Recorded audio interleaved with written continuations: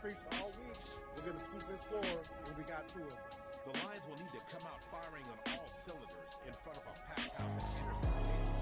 They will welcome the NAIA number 15th ranked team in the country, the Ottawa Spirit. Pre-game at 1:30, kickoff at 2 p.m.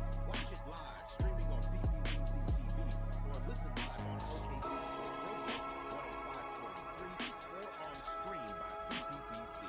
Langston Lions football is brought to you by MJ Mailbox, Community Health Centers of Oklahoma, and Guiding Light. Some big news. Just before Charlie Kirk died, he issued a stark warning of terrifying dangers and threats ahead for those who stand for truth. Charlie wrote this in his last published work, the foreword for the new book, Pagan Threat, authored by Pastor Lucas Miles. Charlie said that Pagan Threat could save America. Charlie said you must read, internalize, and share this book. It has the plan to stop the wokeism infecting America. Already a #1 Amazon bestseller, Pagan Threat is available wherever books are sold. Get Pagan Threat free with Newsmax's special offer and save $30. For offer details, go online now to paganthreat.com. That's paganthreat.com. Millions are tuning into Newsmax on all major cable systems. They're downloading our free Newsmax app on their smartphones. And they're getting Pagan Threat to see Charlie Kirk's final words. Go today to paganthreat.com. That's paganthreat.com. Newsmax sponsored this message. This is an important notice to all U.S. taxpayers. The IRS is giving away billions of dollars in tax savings through a federal program called the Fresh Start Initiative to aid delinquent taxpayers. This initiative was established for anyone facing financial hardship and unable to pay their back taxes. Qualifying and enrolling in this program will stop all collections, settle your delinquent tax problem, and even reduce what you owe by thousands of dollars. Call the hotline at People's Tax Relief to see if you qualify and get this free information by dialing 800-827-4006. If you have unfiled tax returns or cannot afford to pay your personal or business back taxes, you can now get the help you need. One simple phone call can resolve your tax problem and save you thousands of dollars. To see if you qualify and to get this important free information, call 800-827-4006. 800-827-4006. 800-827-4006. Coverage varies by plan. View contracts and exclusions at endurancewarranty.com. If you're driving a car or truck with an expired warranty and suddenly lost your transmission or needed a full engine repair, would it leave you stranded? I'm Danica Patrick. Choose the company I trust. Endurance.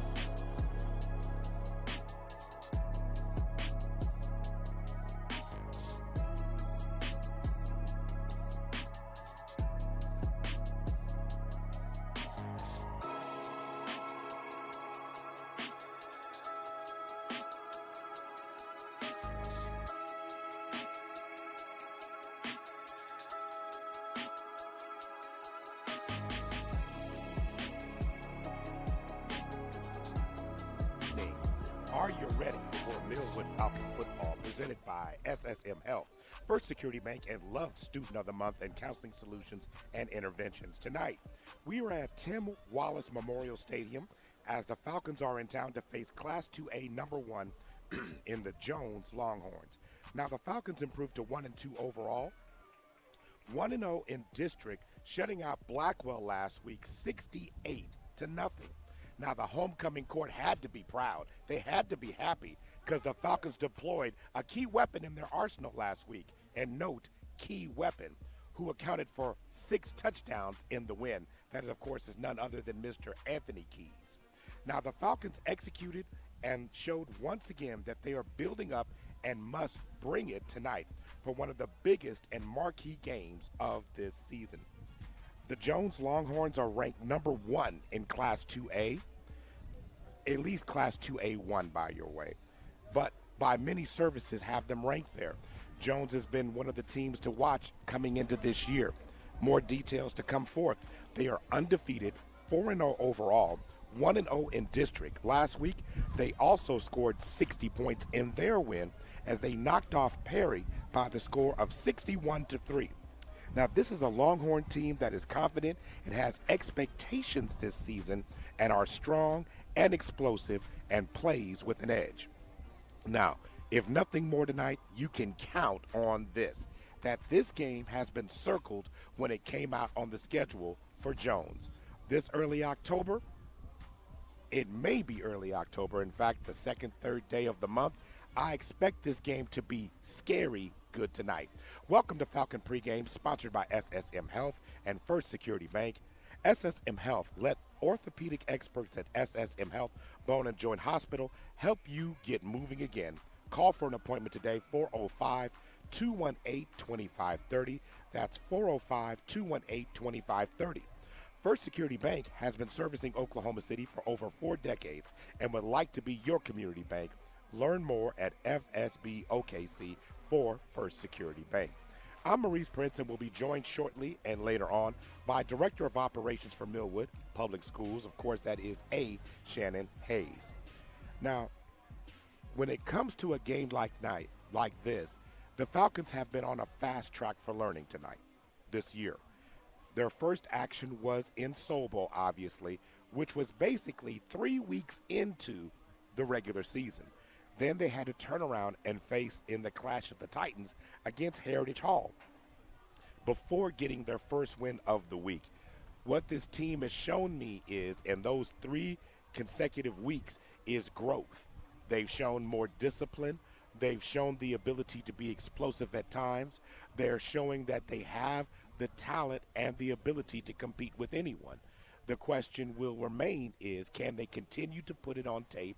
Can they show up on a Friday night in Jones, America, where against a team that obviously has some get back on their mind? We'll talk about that on the other side of this break. Now, if you were a chef and had to cook a dish tonight called Survive and Win in a Hostile Environment, what ingredients would you add to a game like this? Quite simply, poise, having a good understanding and belief in yourself would be the first thing I would sprinkle. I would also sprinkle in basically no penalties. I would sprinkle in discipline in that dish. And finally, I have to make them know my name. A lot of the Falcon players that are here tonight have not been able to establish who they are. There are the Anthony Keyses of the world. There are other named players on this roster, the Carter Rays on this roster. But they're guys who now need to show their little spice, like Larry Grizzard. You need some more guys to show up tonight and also add some spice to this meal that the Falcons are hoping to cook tonight. Now, the field is turf here at Jones, and it is in great condition, as well as turf can be. Game time temperature should be about 79 degrees, and the heat will hold steady till about the fourth quarter, where it will drop to the upper 60s. Right around 69, 68 is what they're hoping. Now, winds are gusting from the southeast from 6 to 13 miles an hour. The head coach for the Jones Longhorns is Kevin Witt, and the head coach, of course, in his 13th season is the one and only Darwin Franklin. We're going to take an opening timeout here in just a moment, but before we do, let's thank all our sponsors for tonight's game. SSM Health, Community Health Centers of Oklahoma, Counseling Solutions and Interventions, Bank First, Guiding Right, and OKC Heart and Soul 92.1 1140, Love Student of the Month, First Security Bank, Narissa Berry Insurance, Big O's Pork and Dreams, OKC Sports Radio 105.3, Super Prep, and the Black Chronicle newspaper. Opening timeout now. On the other side, why is Jones so fired up about this game? Why were there people already in the stands when we got here tonight? More on that on the other side. You're listening to Millwood Falcon Football. Hey sports fans, get ready to step into the world of championships with Super Prep Live, hosted by Miles Perry, only on OKC Sports Radio 105.3 FM. Dive deep into the lives of high school and college athletes with exclusive interviews and insight that reveals what makes them great. Follow Super Prep across all social networks to never miss a moment. It's Super Prep Live with Miles Perry. Tune in, get inspired, and stay connected. Visit OKCSportsRadio.com. Injuries don't wait for business hours. Now you can be seen 24/7 for sports injuries. Whether you have a sprain or a broken bone, at the SSM Health Bone and Joint Injury Clinic at 13401 Northwestern.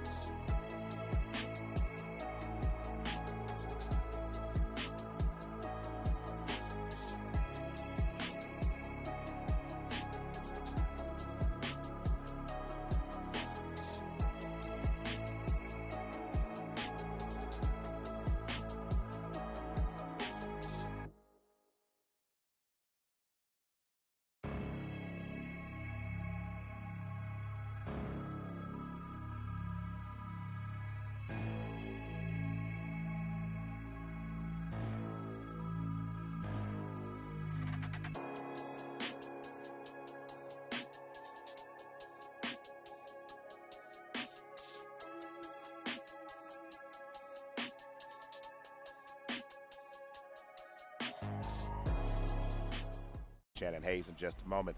So let me go ahead and address the elephant in the room. Yes, allergies have gotten to your boy. So, of course, this week I've been fighting it with vocal issues. So everybody's sitting there going, is everything all right? Yes, everything is all right. Do not adjust your microphone, or your radio in your car, or those who are listening online. Everything's going to be just fine. We're going to have a fun time tonight, and we're going to have a great game and a great call. Just bear with me on this evening. You know you don't want to miss no work. Don't think I do either. Now, the question always being asked, or a question I thought is going to be one that obviously was going to be asked tonight, is why did Jones have this game scheduled? Why was the tailgate party already full swing before we got here today? Well, the answer to that is quite easy. See, including this season, Jones is 13-3. And I think that's really worth noting overall since last season. Now, of course, when you look at the 3 losses, the last loss that they had was against Metro Christian in the playoffs last year. 6 points, 27-21. They were in that game, had a chance to win that game, and more than likely probably should have won that game. The other kind of normal loss that you had was a game in early September when they fell to Class 4A Bethany by the score of 36-29. That was a 7-point margin. The only one that does not fit in their losses is the one that took place at the Good House last year, where Millwood put on them 46-13. That was a 33-point whooping that Millwood really laid. And being very honest about it, you can say what you want about football, but there are some losses and some that you remember more than others. I think this team remembers that one. That, it was shocking in the game itself. For me personally, I've been calling a lot of Millwood games over the years. I have enjoyed some of the great Falcon moments that I've been able to witness and call, especially on the football field. But one thing I will say is last year with Jones in-house was probably one of the most spectacularly executed football games I've ever witnessed at a high school level. You're talking about everything hitting, everything. You were giving up, Millwood's defense was giving up long drives, then turning them over. Millwood's defense was scoring in the game. Millwood special teams moved the ball, changed position, caught Jones off guard. Every level of the game, offense, defense, and special teams were in full play. I mean, if you start looking at it, Millwood led 27-0 in that game last year. Now, Jones did score in the second half of the game, but Millwood still outscored them 19-13. So to go ahead and win by the final score of 46-13. That ultimately is what really took place. But what I'm going to say here is Jones put up 408 yards of offense, but only 13 points. Millwood's offense put up 449 points 449 total yards in the game. That was impressive.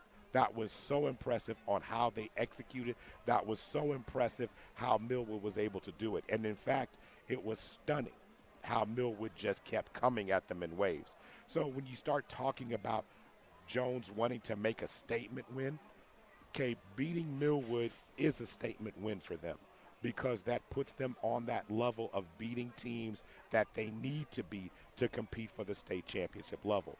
Are they anywhere different this year? Yes. They are loaded. They have talent all over the field, starting at the quarterback position and at the wide receiver position and at defense. We'll talk about that here in a minute.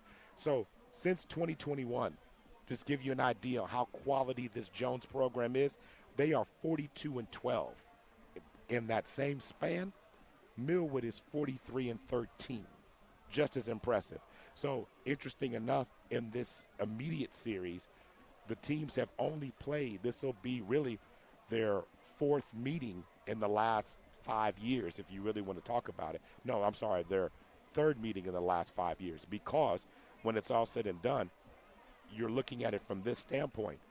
In 2022 and 2023, due to redistricting, these schools did not play. Millwood leads the series 2-1. So you're talking about 3 matchups, and this is the fourth in the series, in the most recent series since redistricting took place. So this is huge for both schools. As much as Jones has had Millwood on the schedule, circled, looking for this game, Millwood needs to use this game tonight to really see where they are. District wins matter. Right now, Jones is undefeated, but in district they're 1-0, just like Millwood. So tonight, the object is for the team that can prepare and execute the best to go 1-0 tonight to come out with the win. I fully expect Millwood to be focused tonight. I fully expect them to do it. And can we see this young team perform in the big moments under the big lights in a definitely hostile environment that this game will be tonight? We're going to take a break and then come back in just a minute. On the other side of things, you are in the SSM Health and, of course, also First Security Bank halftime pregame report. I'll be joined by Director of Operations A. Shannon Hayes on the other side in just a moment. But, hey, it's almost time. It's Millwood Falcon football right here on OKC Heart and Soul 92.1 and streaming, of course, on PPBC TV.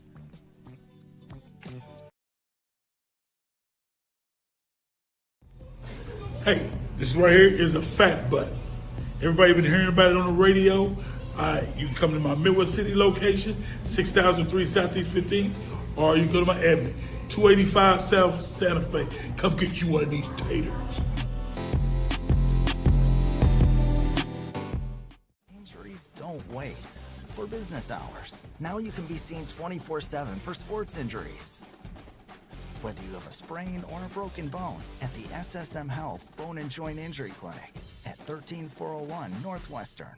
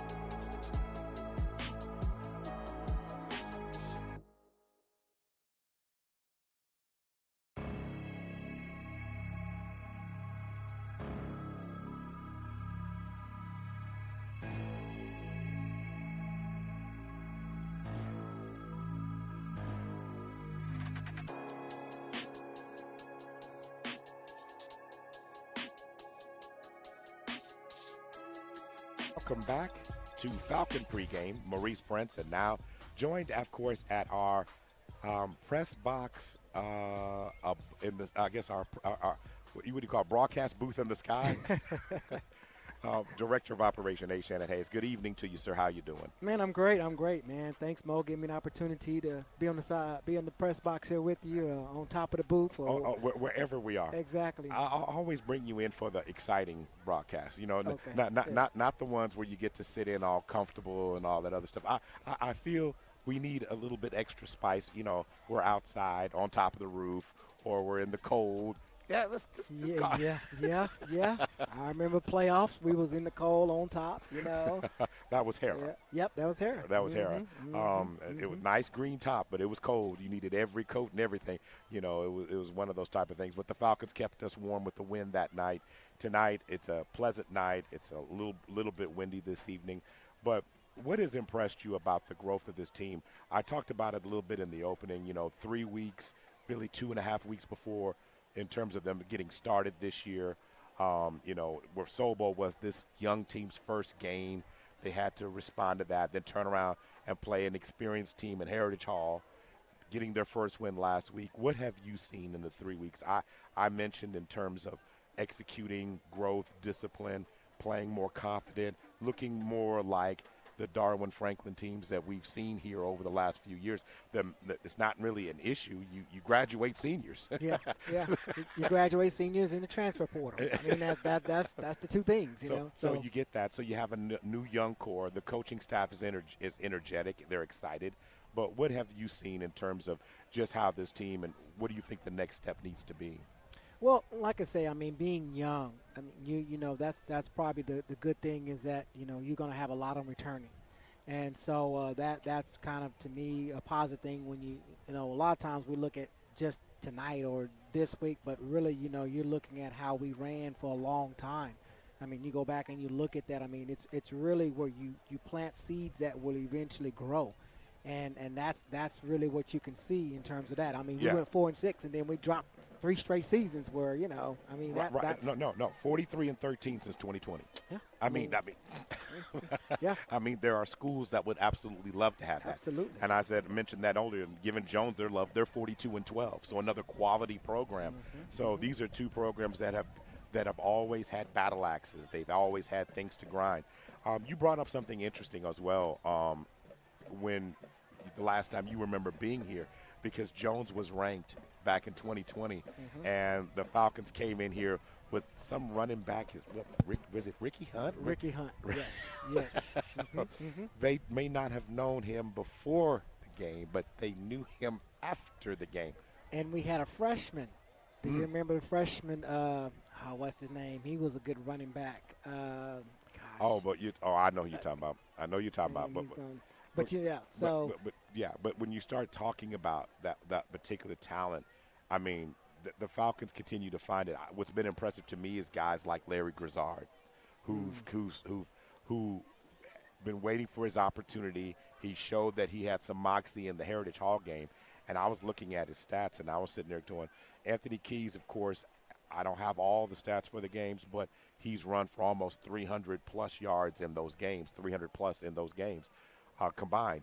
Larry Grizzard got his first touches, to my understanding, in Heritage Hall. Yeah. He's already run for $132. Yeah. And so when you start seeing that type of production, and he's waiting for his moments and capitalizing on his opportunities, I think the Falcons do. I think Darwin Franklin and his coaching staff does a great job of utilizing the tools that they have. And if I know folks like to always put stuff in their gumbo, you know, sometimes you want some little extra shrimp, sometimes you want to do some extra things. Customizing it based upon the team and the players that you have to be successful. Oh, absolutely. And like I said, man, it's really about a journey. It's not about, you know, just now, but making sure we can prepare for a long season, a long, you know, tradition that we've continued to try to uphold. And so, you know, that's kind of, I've seen a lot of that. I've seen, you know, maturity in some of these young players, having the opportunity to step up. I mean, we're talking freshmen. We're talking some of them that never really had a lot of experience. So when you lose as much as you do, you're going to expect that there's going to be some growing pains. But here's the thing is about when they get it, and when they get it really well, it's going to be very impressive, very impressive. And so tonight's another good test in our district to see where we kind of rank and things like that. So I'm excited to kind of see how we go against Jones. All right, we're going to take an initial break. We'll be right back in just a moment. We are listening to Millwood Falcon Football presented by SSM Health at St. Anthony and First Security Bank. We'll be right back.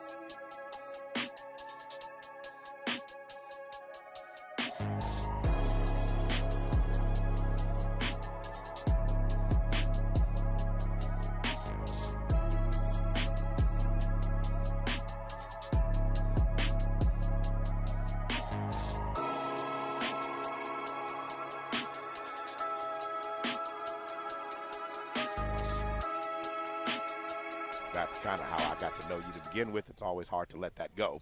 But in terms of keys to the victory tonight for the Falcons, I have a couple of them here. One, run the ball, win third downs, and takeaways, not giveaways. Do those need to be modified, or does something needs to be added to that? They just need to be put in different order. Okay. I would put takeaways and no giveaways. That has to be a priority. Got to handle the ball.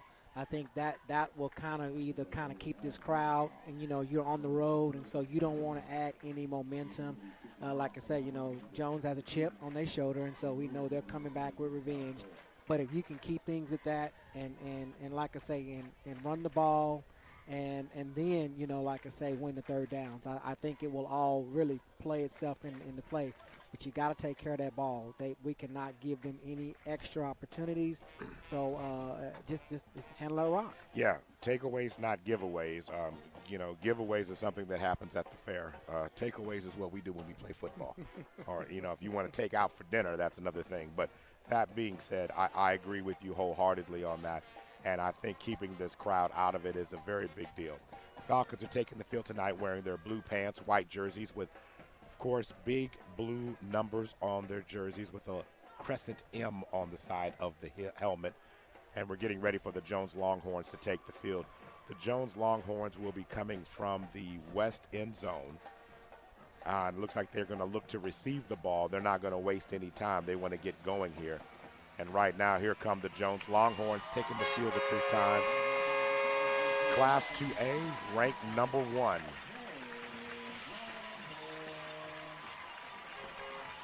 And we're about set for kickoff right now. Going to get you set here. Glad to bring you this football action tonight. And remind yourself of tonight's sponsors for tonight's contest. Of course, it's Super Prep, Big O's Pork and Dreams, Narissa Berry Insurance, First Security Bank, Love Student of the Month, the Black Chronicle newspaper, Guiding Right, Bank First, Counseling Solutions and Interventions, Community Health Centers of Oklahoma, and of course, SSM Health. So tonight, I think it's going to be key. Winning third downs doesn't just mean converting them. Winning third downs means getting them off the field as well. It's a full, complete sentence, win third downs. The one side of it is easy, converting on third downs and extending drives, but the other side of it is when your opponent is high-powered, getting them off the field. And since we're going to see a lot of spread offenses coming from both these teams tonight, you don't want to get those quick 3-and-outs. You got to sustain drives and keep your opponent at bay. When it comes to Jones tonight, there's a couple of names you need to know. One of which is probably the young man who will be throwing a football on some collegiate campus later on. He is, of course, the senior, Asen Hansen. Last year's contest, even though Jones was getting beat like they were, there was one guy who never lost his fight. Asen Hansen is that guy. He's the spark plug you want on your team. He is a maverick. He is a guy, he is what they call a force multiplier, because his dual threat capability ignites this offense, and they will play off of it. So the Falcons have to be ready and sound and line up correctly to make sure they can stop that guy tonight. So you're going to hear his name early and often in this game. So now set to kick the ball away. Of course, kick is going to drift into right above the end zone, about 1 yard line. Contact at the 20. Ball carrier is going to return the ball out to the 23-yard line. So nice return there. So want to make sure we got that all worked out there, but that was Denver Young who kicked that ball off that time.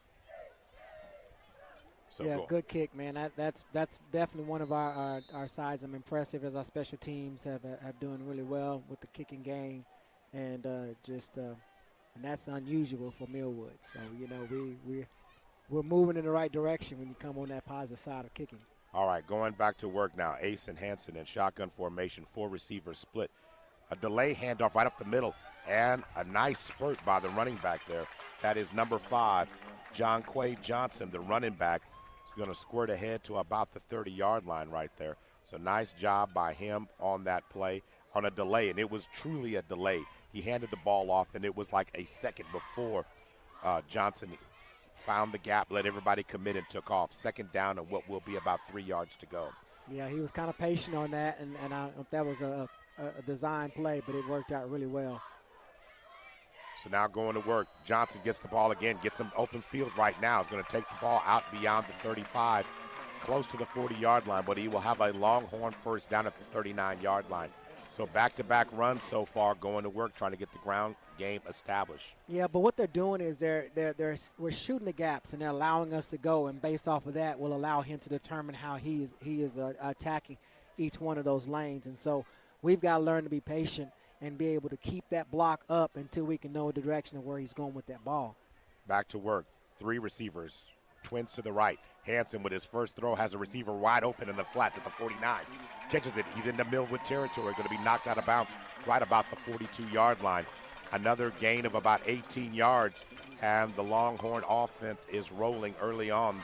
Falcon defense left someone wide open. No one was covering in that area right here around the numbers. Yeah, that was definitely a fallout on our side because, like I say, you got 2 people doubling one guy, and like I say, they're in the flats, he was wide open.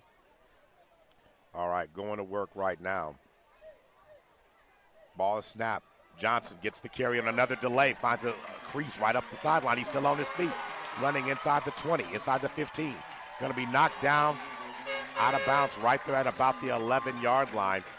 So once again, Johnson with that delay handoff. Falcon defense not lining up, and he's finding a crease to get ahead. Yeah, but he's getting contacts. We got to wrap up. We got to wrap up. We're getting those initial hits, and we're just not wrapping up like we should. Back to work. 3 receivers. Twins to the left. Going to hand the ball off to Johnson again. Johnson tries to turn to the outside. This time the Falcon defense is ready. Going to be brought down that time by Marcellus Grant Johnson with a great open field tackle that time. But it's the first positive stop by the defense on this drive. Knocks him back to the 12-yard line. So that is the original line of scrimmage, so no gain on the play. Yeah, great side on that defense. Outside linebacker came up. He filled that gap, and there was no way he could get around that corner. So great job on the defense. All right.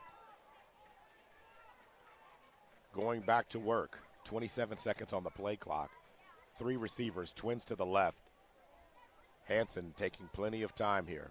Falcons with 3 down linemen. Looks like a 3-3-5 looking like. Going to work again. Johnson with the delay. This time nothing doing. The Falcon defense is starting to tighten up. That tackle again by number 51 for the Falcons. Yeah. Jones is depending on power right now. They're basically think that they've got some big boys on that line, and so they're saying they ought to be able to run this ball, and so they are trying to definitely make a statement on this first open series of their drive. So going to work right now. Ball spotted as it is at the 11-yard line. 9:15 to go, no scores on the board. Single back. Asen decides to take off on the delay on his own. Inside the 5, and is going to be brought down at the 5-yard line. Little zone read play. Quarterback read, option, and he took off and got it there. Yeah, like I say, that's that wrinkle, and he definitely is going to be someone that you got to consider. He can basically take that ball and tuck, and he's almost just like a running back himself. So as it stands now, ball is at the 5-yard line. It's 4th down and goal. 4th down and 3 to go. They can get a first down inside. Hansen decides to take off. Gets inside. Into the end zone he goes. It looks like it's going to be in for a Jones touchdown. Looked like he might have been stopped at the initial contact, but he blew right through and kept driving the legs and gets into the end zone for the touchdown, Coach Hayes. Yeah, like I say, wrapping up, breaking down, and learning how to fundamentally tackle. That's something that we definitely got to do better because he definitely should have been stopped in that hole. So as it goes now, they're going to go for 2. And the 2-point conversion attempt is good. Quick pass over the middle. So the Jones Longhorns score on their opening drive and then go ahead and convert the 2-point conversion and lead by the score of 8-0. We'll take a timeout. We'll be right back. You're listening to Millwood Falcon Football, brought to you by First Security Bank, SSM Health, Love Student of the Month, and Counseling Solutions and Interventions. We'll be right back.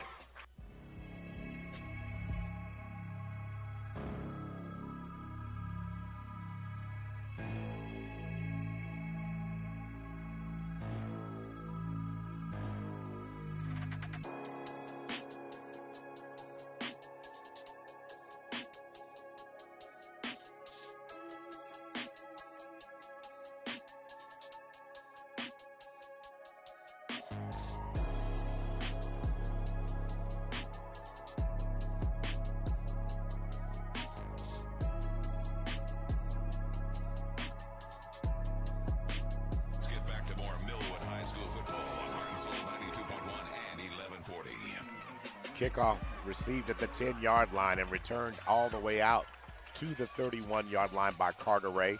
Nice return on that for Carteret, and that's where the Falcon offense will set up shop. 1st and 10. Starting for the Falcons again tonight will be, of course, number 13, Donnie Bly. We've seen some Denver Young out there, but Donnie Bly learning, true freshman. Of course, that's the only level at high school. He's a true freshman. Making the start not for a the redshirt Falcons. freshman. He's a true freshman. He's a true freshman. Everybody always likes to have that joke now. Is he a true freshman or not? Yeah. I don't know what else he could be. Going to work right now. Yeah, Gain of 1 on the running play. This offensive line has got to play a lot better. They got to get a better push and open the holes so that the running backs can get through. So I'm definitely going to be see how this line works. You know, you got Hogan, who's a senior leader on that line, and so I'm excited to see these guys how they're going to be fired up tonight. Grizzard with the carry with a gain of 1 on the play. The Falcons then shift out of a full house backfield now to 4 receivers, 2-end split. And this time Bly looks like it was a busted play, and there was nothing he could do that time. He was tracked down by the Jones defense that time. Jesse Hernandez came up from the corner position to make the stop on the play. Yeah, like I say, that snap, once again, I don't know how it got away from him, and that was kind of some situations we had with the Heritage Hall game in terms of that. That kind of definitely shakes off the play any little bit. And so 3rd down and about 14 yards to go. We've got 4 receivers now. Ball on the right hash. Bly in shotgun formation. Calls the inside slot in motion. Going to work. Young. And going to throw it across, and it's Denver Young over the top, and Denver Young put too much pepper on it. Pass was intended for number 23 on that play. That is Andre Robinson, but the pass is incomplete. So Denver Young threw the first pass of the game. Again, it was intended for Andre Robinson. Pass incomplete that time. So the Falcons will have to go ahead and punt this ball away this time. And what you don't want to do when you have a team that's already going is just keep giving them opportunities. So it's going to be big on this next defensive possession that the defense get back focused. Denver Young kicks a high end over end, and it's going to be fielded at the Jones 35-yard line. And that's where the Longhorns will set up shop for their second possession of the night, 1st and 10. Yeah, I'm definitely looking forward to seeing how the defense can settle in after that first series and make a few adjustments. And really, they're in good positions. They just got to be able to wrap up. They did. That first drive did not display a lot of tackling. We only saw a couple of plays, and it was inside your own red zone when you had to start doing that. So that's something that they're going to have to improve on this possession. 3 receivers now, twins to the left. Hanson in shotgun formation. Ball is snapped. Going to hand the ball off, going right up the middle this time goes number 26. A flag is thrown on the play as Jose Taylor was the running back there. We'll see if it stands. It's in the area of holding, but we'll see. And it's going to be holding against the Longhorns.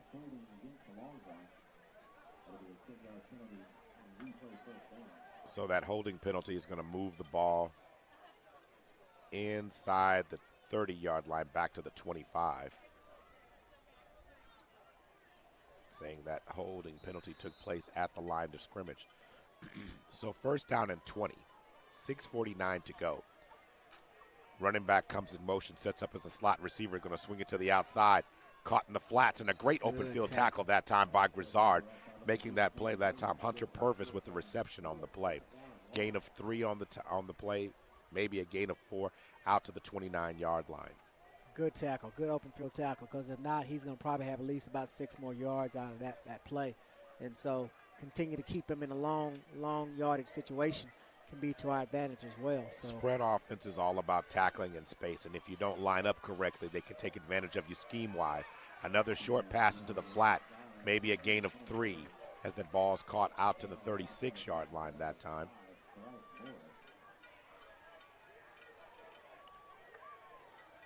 So another short pass, 36-yard line. So we're setting up now 3rd down and 9. And before things get started, jumping across the line of scrimmage That time is number 51 for the Falcons right now. So that offside penalty is which mistake you really don't want to make here.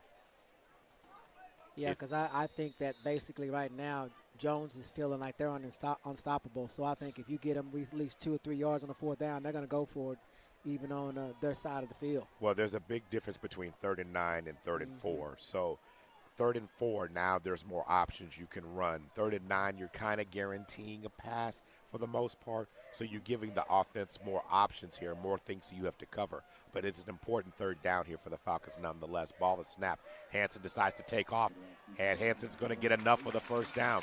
Hansen with a gain of 5 out to the 46-yard line.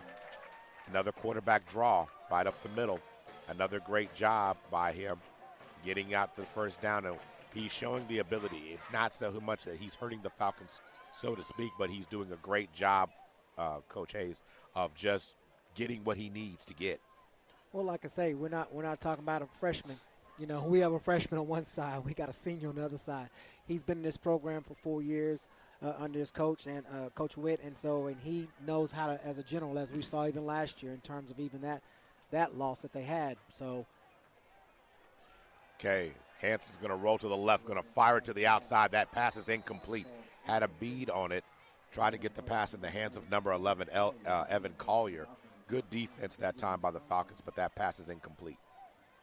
Yeah, and that's kind of a tough pass to throw across your body. I mean, on the other side. So yeah, rolling left, throwing with your right hand. Yeah, it's a challenge. So, but it was one of those he threw while he was running. He didn't plant and let it go. Yeah. So he got it a little ahead of the receiver. But if you're the Falcons, there's not been too many negative plays that Jones has executed to this point. This time, jet sweep fake, and Hansen has it. He's at the 30. He's at the 25, 20, 10. 5, touchdown Jones. What a play fake. Yeah. They set up a fake jet sweep.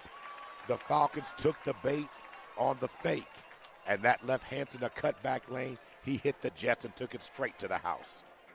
Yeah, that was a definitely good read by him. And so I don't know if that was planned that way, but it definitely worked out to their advantage. So as it stands right now, Jones up 14-0 pending the 2-point conversion attempt. They're going to go for 2. Nope, they're lining up to go for 1. They're going to allow, looks like, Colson Lindsey to attempt the extra point here.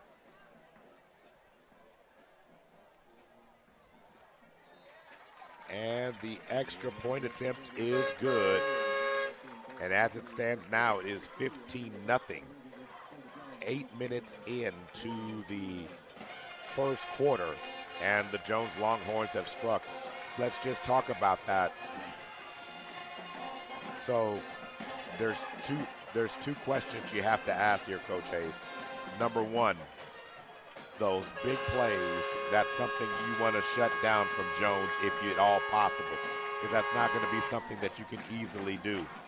But one thing is for sure, if you miss, they're going to make you pay if you don't tackle. Yeah, and right now I think they seem like to be established this running game. And pretty much like you said, in that defense that ran in a 3-4, I think it was, pretty much. And it's still, we may need to go to a 4-3 to try to stop the run, because they've been getting, probably even 5-10. I know they're probably averaging almost 10 yards per running play. And so we definitely got to be able to keep our eyes on our assignment. And I think that was even on that situation right there. Okay, the ball's going to be caught by Carter Ray at the 21-yard line.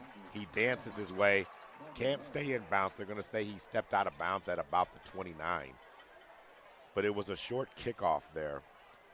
Fielded again right about the 21-yard line. And then, of course, out of bounds at the 29, so they're going to set up shop. No, they're going to make that the 30. They're going to give him an extra yard on the spot there. So 1st and 10 Falcons. The most important thing for the Falcons is not to be 3 and out here. Yeah. Let's get some momentum back on your side. Let's get that done. So going to work right now, we've got 3 receivers. Anthony Keys is lined up as a slot receiver. Bly's back in there, and he's going to try and get it to Keys, but nothing doing that time. And Jones read it well. Keys would have caught it, maybe got 3 yards at that. He was smothered on that one. Yeah, this is a lot. You know, like I say, we need to get a completion. We need to kind of get a first down. Just kind of little things at a time. Little things, yeah. You just little things. To chop down a tree, you have to just keep swinging the axe, but you got to make contact here. And make sure it falls the right direction. Probably most important. Spoken like a true homeowner.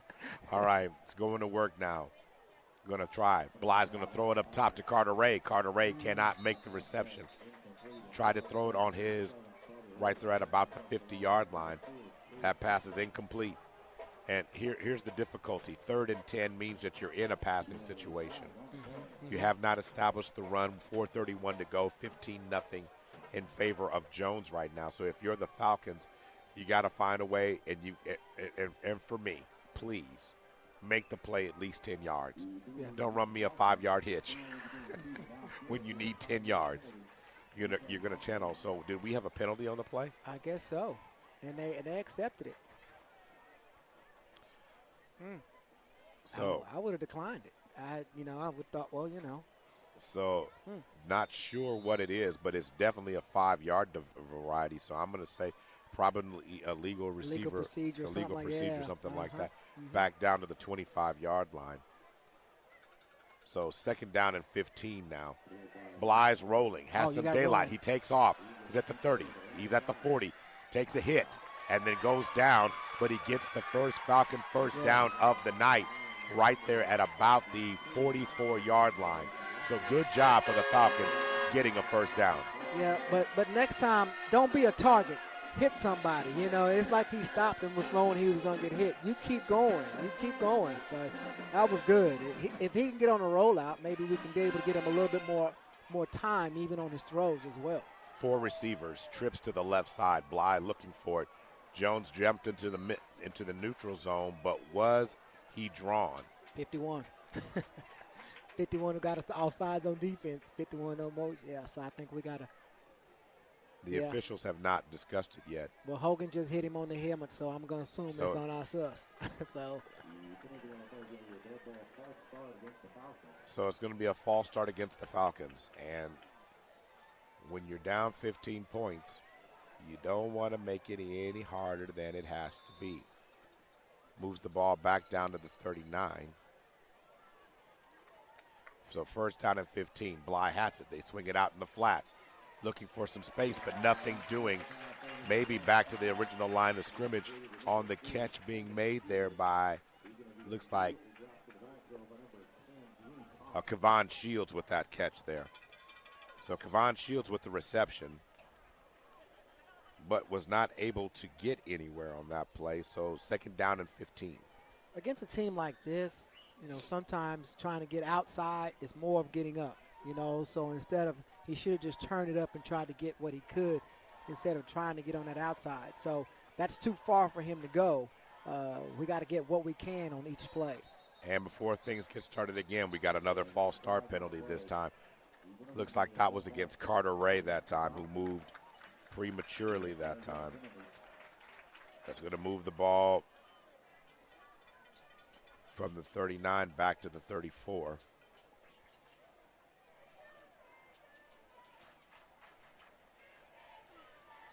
So 2nd down, in all intents and purposes, 20 or 21 yards to go.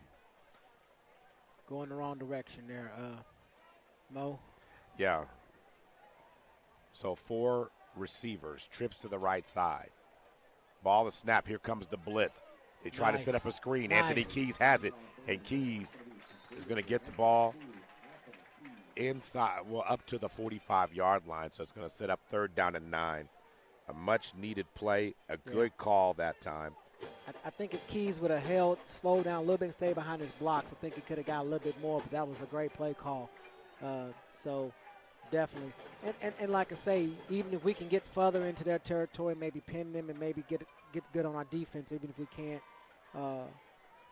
capitalize on this drive. And before things get started this time, Jones jumps into the neutral zone. So that's going to come back against Jones. And so right now, I think cadence is going to be an important detail right now.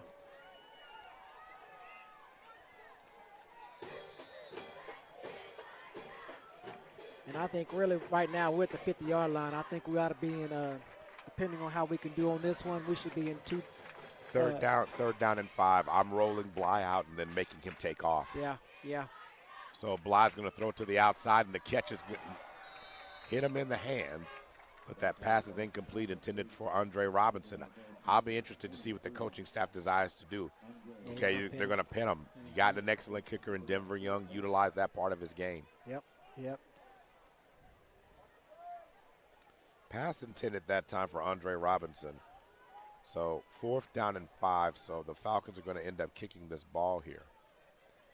And standing at the 10 is number 10, Drew Thomas. Denver Young has it. Short kick. And it's going to be fielded at about the 18-yard line.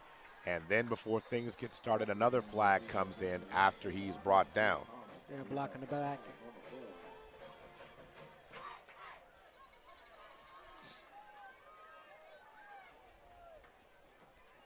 As it stands,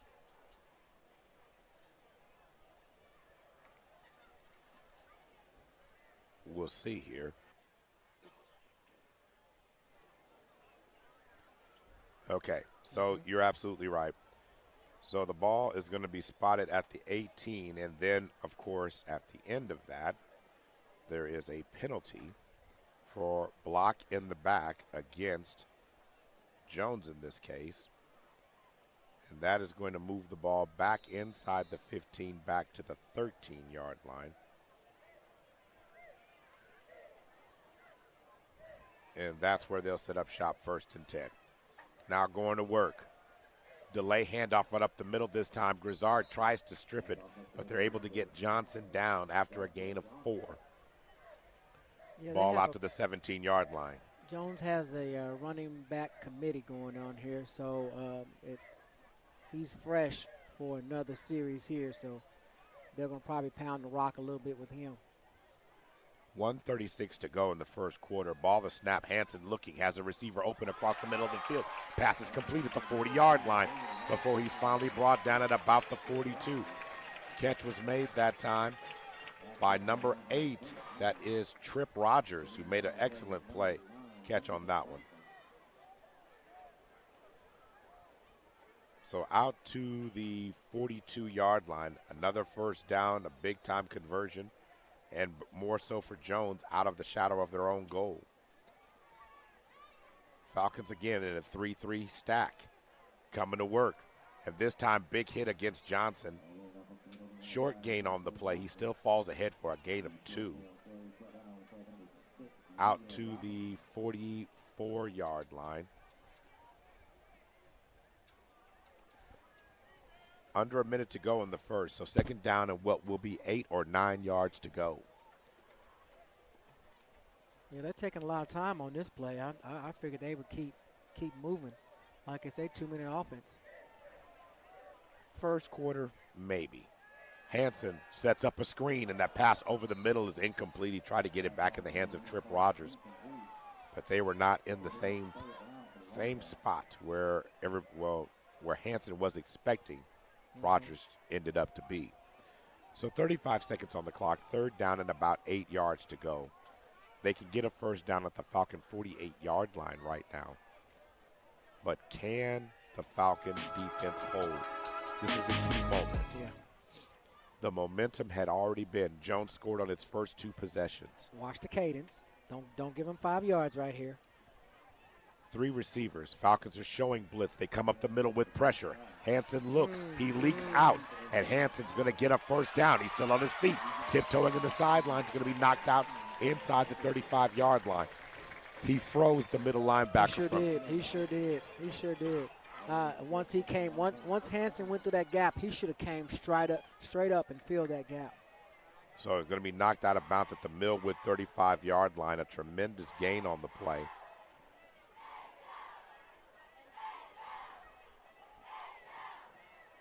That was a run of 21 yards on that play.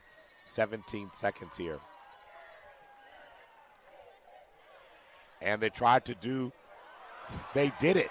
He did that back pedal forward pitch.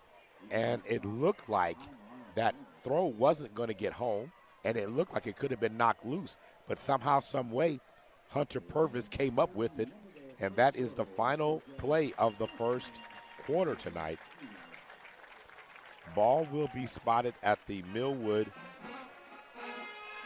33-yard line after a gain of 2 on that. It's the end of the first quarter. We'll be back in just a moment. You're listening to Millwood Falcon Football, brought to you by First Security Bank, SSM Health, Love Student of the Month, and Counseling Solutions and Interventions. We'll be right back. Injuries don't wait. For business hours, now you can be seen 24/7 for sports injuries. Whether you have a sprain or a broken bone, at the SSM Health Bone and Joint Injury Clinic at 13401 Northwestern. Hey, sports fans, get ready to step into the world of championships with Super Prep Live, hosted by Miles Perry, only on OKC Sports Radio 105.3 FM. Dive deep into the lives of high school and college athletes with exclusive interviews and insight that reveals what makes them great. Follow Super Prep across all social networks to never miss a moment. It's Super Prep Live with Miles Perry. Tune in, get inspired, and stay connected. Visit OKCSportsRadio.com. So Maurice Prince and, of course, Director of Operations A. Shannon Hayes here. That was quite a display by Jones in the first quarter. The Falcons still have not found a way to win third downs, and Asen Hansen is pretty good. He is pretty good. He is pretty good, but it's really us. It's not. I mean, we've had some opportunities where we could have had some fourth downs to where we could have punted the ball. So Hansen's going to swing it outside to Johnson. Johnson gets to the edge and is going to be knocked out of bounds with a short gain on the play. So now what you're talking about here is the ball is now at the 37. So I don't know how, but they're saying they lost yardage on that last play. As a Falcon fan, I'll take it, but I don't know how they did it. 3 receivers now, twins to the left. But again, that pass still netted 2 yards by my marking. But when they changed the end of the quarter, the Falcons had them in a negative position. So we'll take it and go on about our business. And Hansen still looking. Pressure is going to throw it. Has a man open deep. And contact is going to be made. Multiple flags on the play. The corner covering did not turn her back and point the ball. That was Bryce Morris. Yeah. Had he turned around and looked, he might have might have just, all he had to do was stop with his hands up. But by keep running through the receiver, he's going to get caught that time. So it's a dead ball penalty. Now the question is, will it be enough for a first down? Because remember, pass interference is not an automatic first down. And if it's 15 yards, yeah, it's going to be enough.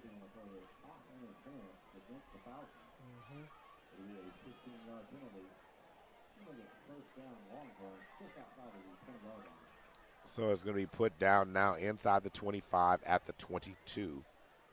So it's hard to really see how good Jones is when we make some mistakes we make. So it's like, I'm not taking away with this is a good team, but there are some things that really and truly that we clean up. Really, this could be a lot closer of a game. So we just gotta we gotta just mentally get ourselves going to work. Going with the power running back, that is Luke DeBusk. Looking like Luke the Bus coming through the line. Taking the ball inside the 20 down to the 18-yard line. He got that just by going to the power gear. He's got some serious legs on him. Who was that threw that screen to the big lineman and went down the sideline? You talking about over the weekend? Over the weekend, yeah. Yeah, in college. I remember seeing it. Yeah, you didn't want to see him out there no more. Absolutely not. But I didn't want to have to tackle him either. I was like glad he went out of bounds. Going to work right now. 3 receivers now. Check that, 2 receivers. And this time trying to set up a pass. But this time the Falcons read it well and brought him down. Coming across, trying to set up the jet sweep pass. Carlos Hardiman was going to be brought down for a loss on the play. Back to the 21. Loss of 3. But here's the situation. It's 3rd down and 9. opportunity for the Falcons to at least put him in fourth down. Not that it won't mean that Jones won't go for it in this position. Yeah, they're gonna go for it for sure. Ball snap, Hansen looking, decides to throw it toward the end zone and going up to make the catch. And the catch It's no good. is no good. Pass is no good. Incomplete. Intended for Evan Collier. It was a nice pass into the end zone. Collier just could not bring it down. Yeah, he had to torque his body back to be able to catch that ball. If he'd have caught that, I had to stand up because I mean that would have been a really heck of a catch to make, going the speed you are, and that's one of them college NFL type catches. Yeah, it was as they said, that was his Odell Beckham moment. I think Anson gonna keep this ball. All right. 4 receivers, 2 split on either side. Hansen looking. Dances in the pocket, fires toward the end zone, has a receiver open, and it ricochets off his pads. So, incomplete pass, going forward on fourth down like we said they would. Pass incomplete, turnover on downs. Good job, Falcon defense. Falcon defense gave a lot of ground on this drive, but this drive initially started right at the 13-yard line. Yeah. Jones drove down all the way to the other end of the field inside to the Millwood Falcon 21, and the Falcon defense held. Now, can the Falcon offense, which moved the ball on the last drive, now move it into the end zone and put some points up? 9:39 to go in the first half. 3 receivers now. Twins in the backfield. Anthony Keys goes in motion, and that's time. They cut down Anthony Grizzard before he could pull the car out of the garage on that one.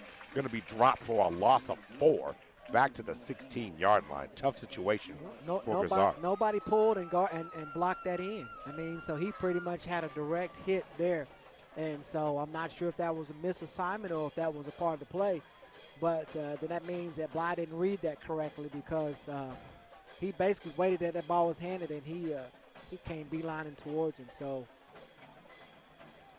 3 receivers now, Twins to the right, and the Falcons are calling for time. And again, this is the things that you have to see. Timeout's called real quick here before we continue our discussion. Let's thank all our sponsors: SSM Health, Community Health Centers of Oklahoma, Counseling Solutions and Interventions, Bank First, Guiding Right, the Black Chronicle newspaper, Super Prep, Big O's Pork and Dreams, Narissa Berry Insurance, Love Student of the Month, and First Security Bank. And what I would like to discuss there is young quarterback still has to recognize the position that the defense is in.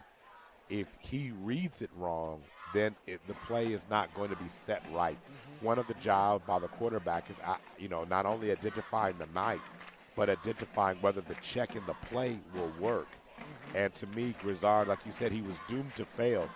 Anthony Keys goes in motion from a 2-back set, flanks out, leaving Grizzard standing there, and Grizzard gets the delay handoff, and basically he was lucky just to get the handoff. Yeah, he was. Like I say, I don't know if it was blown assignment or whatever, but there's no way you're going to allow an end on that end come down, and you're basically running to that same side. All right, 3 receivers. Check that, 4 receivers. Trips to the right, ball snap.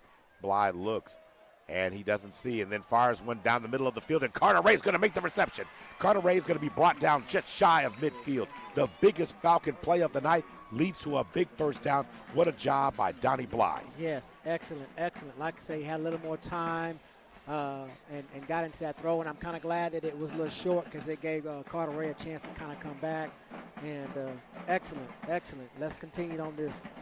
And I think rolling out, you notice rolling him out seems to be making him comfortable. So that may be what they have to do and give him that count in his head to know when he needs to take it and run. Pass play of 33 yards on the play. 4 receivers. This time they're going to fake it, swing it out. Ball in the hands this time. Caught by Shields. Was that number 3? I'm sorry. That was, Kevon Shields with the reception. A gain of 3 on the play, taking the ball across midfield into Jones territory down to the 48. Just chip away at it. Just chip away. That tree, just kind of a little bit at a time. We got a sharper axe now, so let's see how we can do. 2nd down and 7. 8-10 to go. 15-0 is the score. Jones on top. Shields goes in motion. Delay handoff to Grizzard, and Grizzard is going to try to stay up, and they're going to not rule him down. I'm really surprised. They let him play through the action, and he's going to I mean, he's going to get knocked back inside the 50, back to the Falcon 48-yard line. That was a tough run. Grizzard hasn't had much space to operate tonight to even get going. No, he hasn't. And like I say, we've got to get a better penetration. He had no way to get that with the gap. Our lines got to hold their blocks a little better so he can have an opportunity to get through those holes. So 3rd down and about 11 to go. 7:28 to go, 15-0 is the score. Jones on top. 4 receivers now. Single back formation. Anthony Keys comes in motion. And this time he's going to throw it up top for Carter Ray, and that pass is going to be deflected. A nice job on that play by Cade Templeton, who did a good job of knocking the ball away as he tried to get the ball, wouldn't let the ball get into the body of Carter Ray. Yeah, like I say, trying to keep him honest off of it, but well, we need to punt it. We got it. Like I say, the game hasn't gotten completely out of control, so we still got to play the field game until we can get a couple more breaks. But it's progressing. We'll continue to change the field.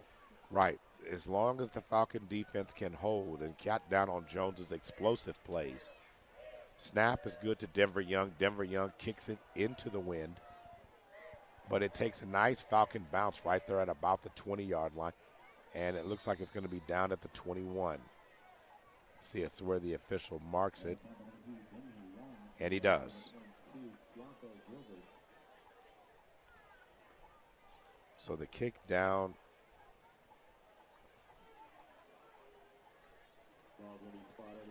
So 1st and 10 from their own 21-yard line. 7:04 to go. Can the Falcon defense hold and get them 3 and out? 3 receivers. This time they're going to hand the ball off. Falcons miss a tackle in the backfield. Allows the running back to get ahead for a few. Almost 5 yards, taking the ball out to the 26. Yeah, we didn't even have everybody on the field. They were still running on the field when that play went on. Not sure. So going to work now. Jones, 3 receivers, twins to the right. Going to hand the ball up the middle again. And this time, big chunk yards. Nice running going on right there by number 26. That is Jose Taylor doing another great job on back-to-back runs, getting the Longhorns a 1st down at the Falcon 34-yard line. So the Falcons get a little eager again and jump off sides.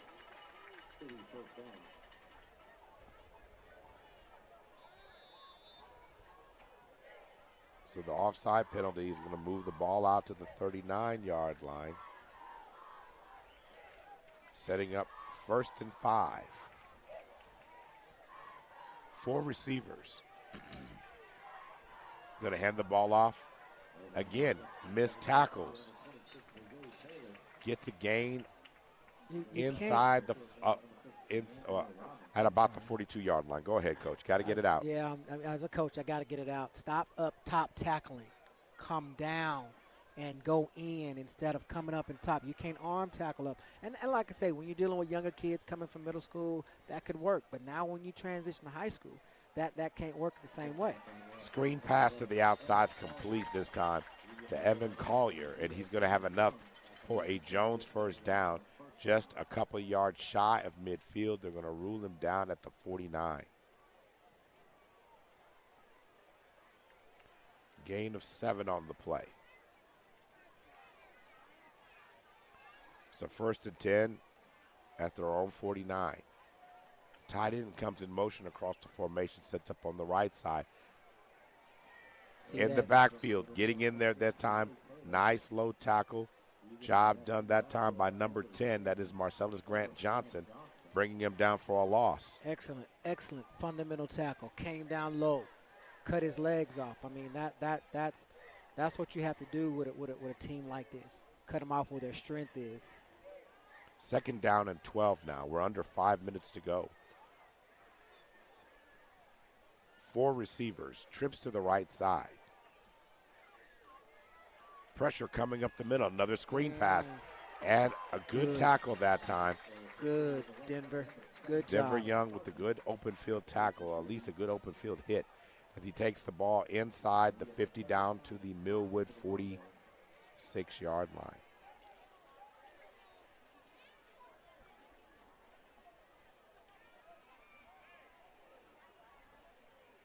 And overall, man, I'm really impressed. I'm really impressed overall. I mean, you can see the progression each week. Right.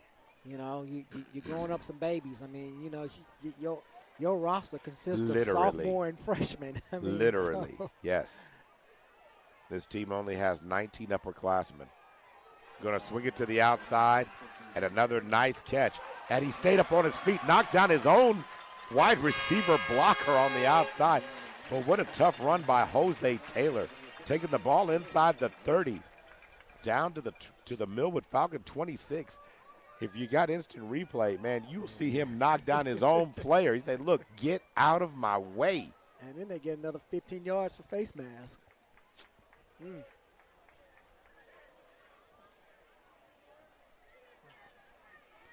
Coach Franklin will not be happy with those penalty numbers.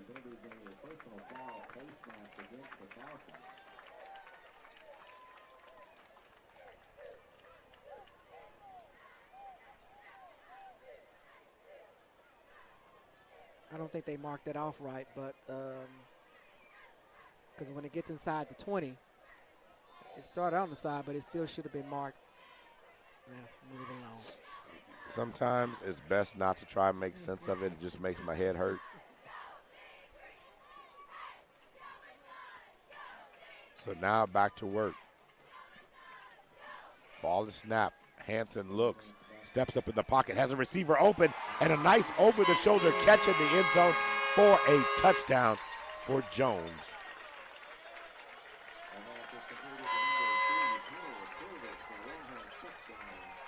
Touchdown's going to be caught this time by Hunter Purvis.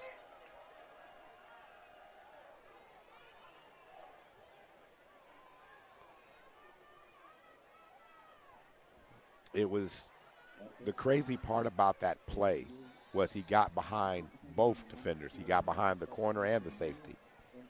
Yeah, but like I said, I mean, it's hard to cover a wide receiver over 3 to 5 seconds. You know, I mean, when you get 6-7 seconds to look around and basically do your check down to wherever you want to, that's hard for a young defensive back core. So, you know, we've got to get a little bit more pressure on Hansen. We do.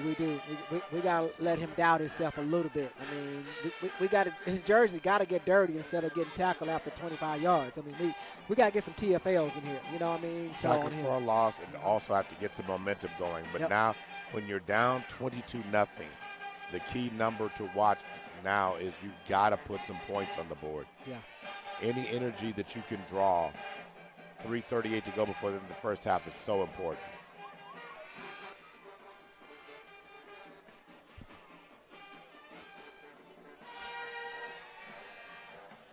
So Anthony Keys is standing back at the 15-yard line.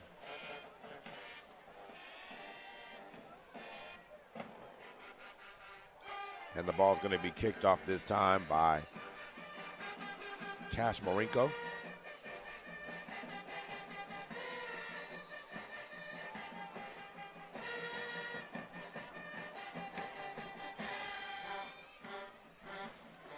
Going to be fielded by Anthony Keys at the 15. He's at the 20, 25. He's at the 30. And then it's going to be knocked or tackled right there or stopped right there before the 35-yard line. Are they going to give him the 35-yard line?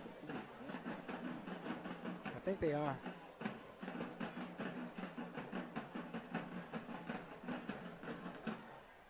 So out to the 35-yard line. We got to get Keys more involved. We got to get him and some rhythm in this game too. All right, pistol formation.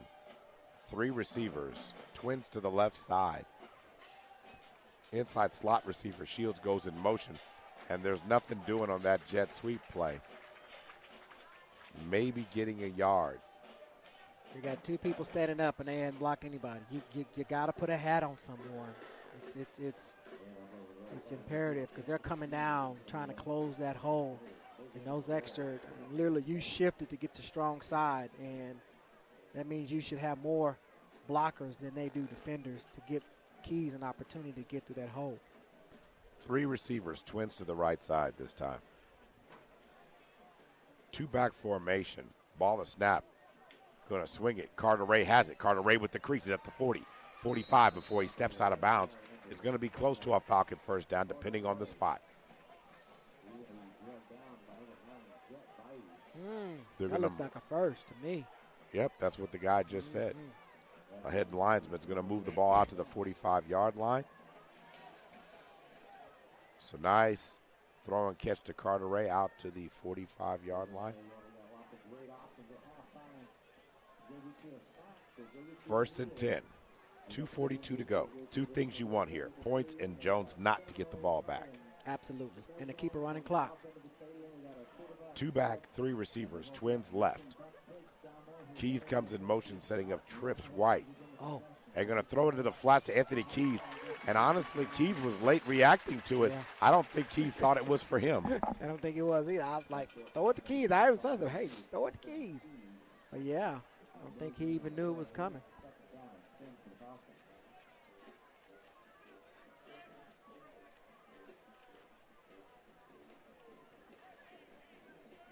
Second down and 10.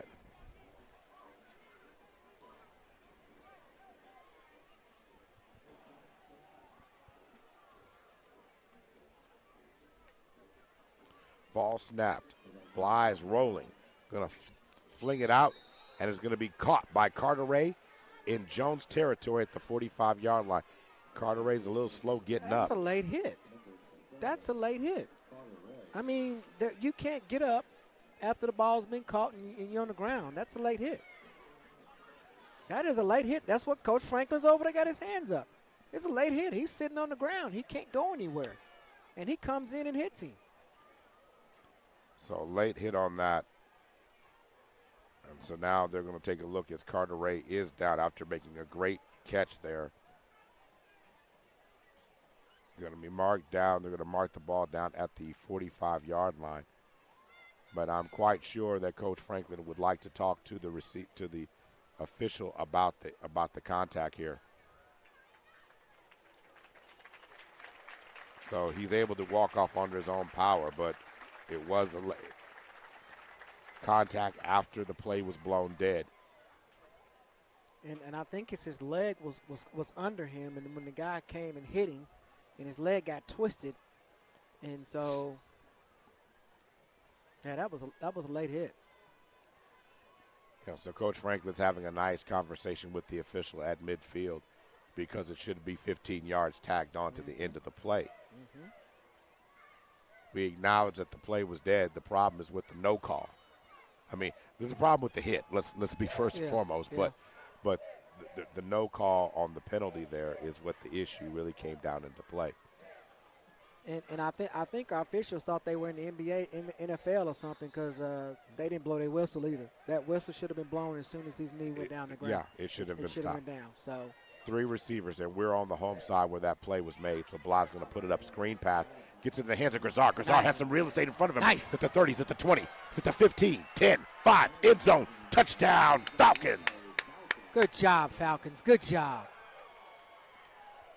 And Larry Grizzard hit the Jets, taking it to the end zone. What a tremendous play there by Larry Grizzard. Better execution on that play call by the Falcons, reading the situation on that screen pass. I love the call. Yeah, they have been attacking. Those ends have been coming down really quick. And so it's funny because it's like that's what people usually do with us. They try to use our speed against us by allowing us to get down below the level so they can just do those screen passes and everything. And so we just basically did what they did to us, and a good execution. Great call by the offensive coordinator. So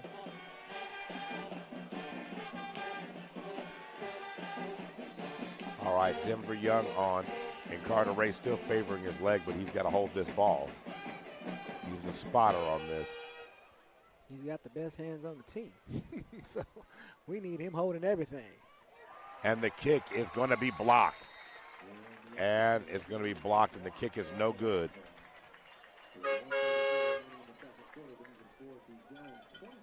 So 22-6 is the score. We'll be right back. We'll come back in just a moment. You're listening to Millwood Falcon Football, brought to you by SSM Health at St. Anthony, First Security Bank, Love Student of the Month, and Counseling Solutions and Interventions. Hey, this right here is a fat butt. Everybody been hearing about it on the radio. You can come to my Millwood City location, 6003 Southeast 15, or you can go to my admin, 285 South Santa Fe. Come get you one of these taters.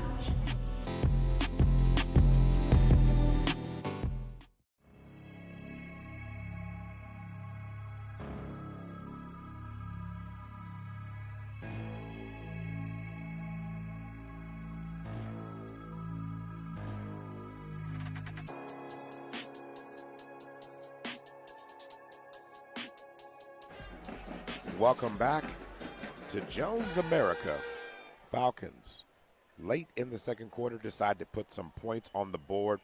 When it's all said and done, you're talking about a 5-play, 65-yard drive ending up with a touchdown, highlighted, of course, on that last play on a 45-yard screen pass from Donnie Bly to Larry Grizzard for the touchdown. Impressive about it was the Falcons executed. The defense got the stop, and then the Falcons went and found them some points on it. So they made themselves, gave them a crease back into this game.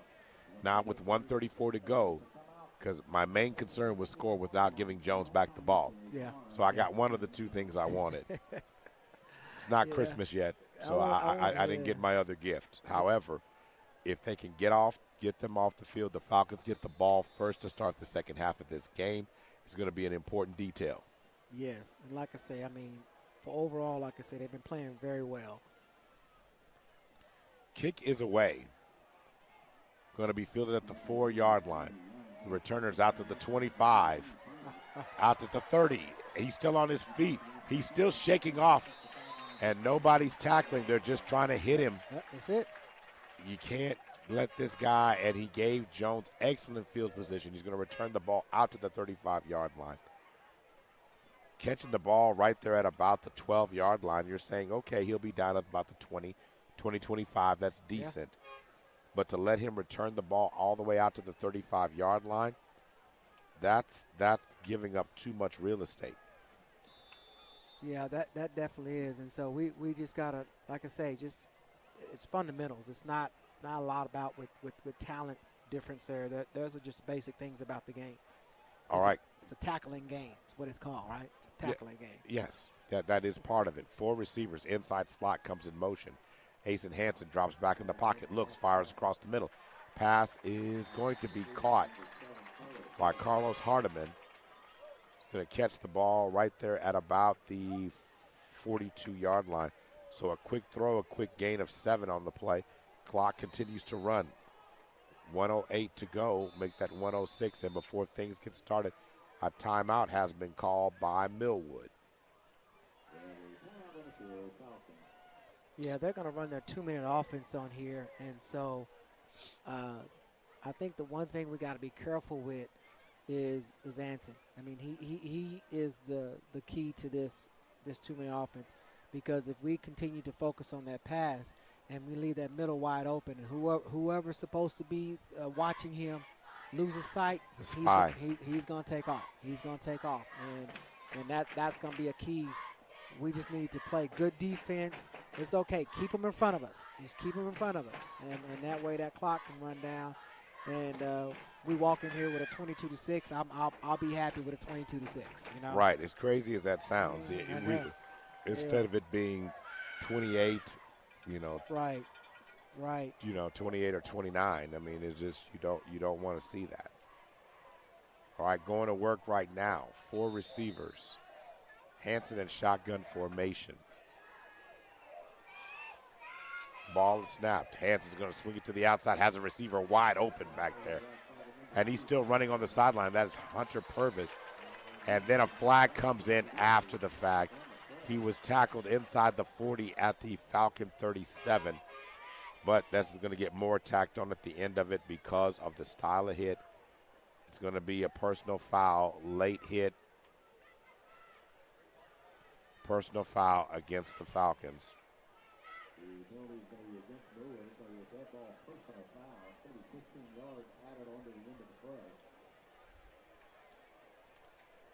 So, I mean, you talk about a personal foul penalty, and you giving them basically on 2 plays, one you gave and another one you gave away. Moves the ball inside the 25 down to the 22.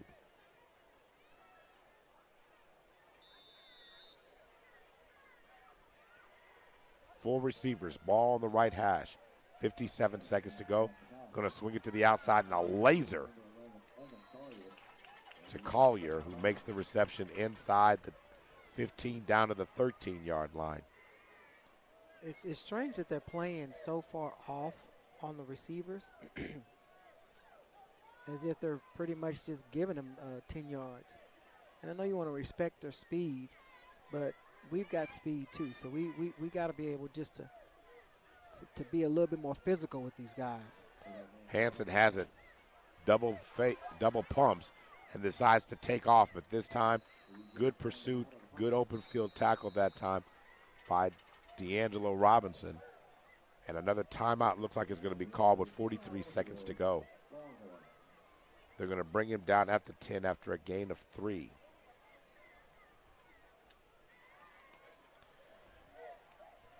So as it stands right now, it will be. Really? I don't know what it is. Is it first and 10 or? Well, I think it's 3rd and goal. 1st and goal at the 10. He just hasn't changed the marker. But regardless of it, you called it. Hansen was going to take off. So if there's a crease and there's anything, Hansen's likely to be the person you need to watch this particular play. But we're not doing a very good job of covering Hunter Purvis, who continues to find opening creases, as well as Evan Collier, their little slot receivers who are making these open field catches. Yeah, Purvis started it off with us with kick return. I mean, he gained pretty much most of the yards on this whole entire drive if you add in the kickoff. And so we've got to, like I say, just wrap up, just tackle him. If we can do that and just, as they say, yards after the catch. I mean, you want to reduce the rack. All right. 43 seconds to go before the end of the first half here. They brought in the power back, that is Luke DeBusk. He's back there now. Double tight, 22 personnel. Going to work this time. Hansen in the backfield. He's dancing. And the Falcons can't seem to bring him down. They finally bring him down. And they're going to bring him down at the 15-yard line, a loss of 5 on the play. Now, the interesting thing about it is, if you're Kevin Witt, the head coach of Jones, you're going to come to your quarterback and say, hey, Ace, it's under a minute. If you're caught, go down. Don't run out the clock. I mean, we've seen it happen before. Now, as a Falcon fan, run all day. If you think you can get around the edge, keep running. But he really thought he caught a play where Anson was going to be able to get him 10 yards. Because, I mean, really every time Anson takes off, he's averaging over 10 yards. So, as you say, if you look at the statistics, it's an easy no-brainer. I mean, he can get 10 yards. He just hold and wait himself. But we were more disciplined, and we stayed in our blocks. Instead of trying to hit the gaps quick, we stayed up, and we were able to see it, and our linebackers filled the gaps, and he couldn't do it. So, yeah, we finally won one, which if you look at it, I would have called it too. I mean, I think that's really was a good call. And of course, you got a couple more of timeouts, so you can kind of, do some things where if it was no timeouts, then you absolutely going to have to throw the ball. So I think they're in that situation now because it's 2nd and goal, and I don't think they have any more timeouts. But, nope. They said they have 3. They don't have 3. They got less than that. 3, yeah. 5 receivers, empty set. And this is not Hansen throwing the ball. This particular play, this was Cash Marinko who threw that pass. Now Ace and Hansen's coming back in. Yeah, because Anson's helmet came off on that last play. But I thought if they called that timeout, he should be able to restore. He should be able to return back to the game. And so it's a new one on me. Okay. So 3rd down and goal from the 15-yard line. 31 seconds to go.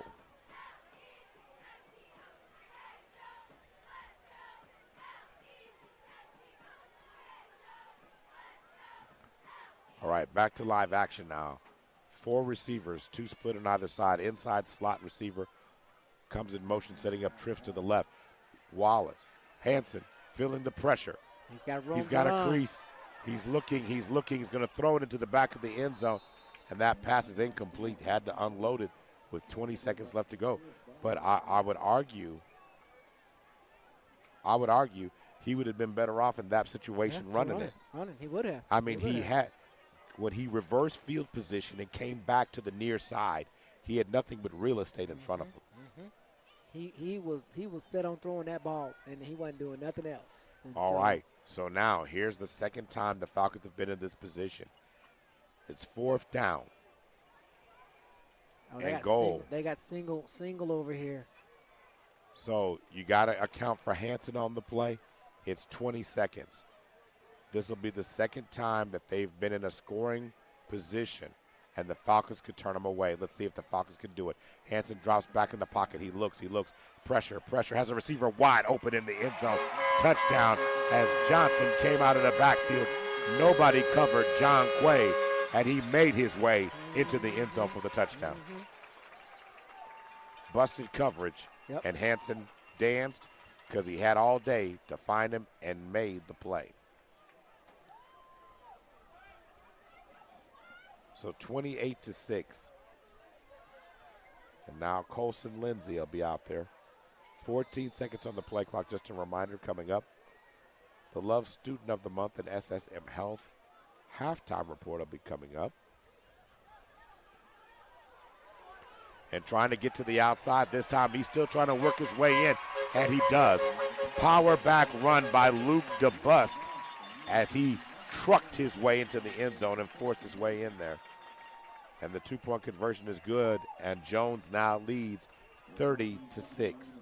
14 seconds on the clock now for the Falcons to work with here, Coach. Yeah, I was going to say if we could have stopped on that 4th down and then we get the ball coming out second half, we maybe could have cut into that lead a little bit more. So, right, that's the scenario that you wanted. Yeah, that's what would have been really. Now, here's the real test. Coach wanted to see a couple of weeks ago at Heritage Hall how we handled the poise in the negative situations. Because he says against Douglas we didn't handle it very well. He said we handled it better against Heritage Hall. Right now you're going to have to dig into that same bag and pull out some pride, dig a little deeper, and realize that you can still make a play in this game. You just got to get there.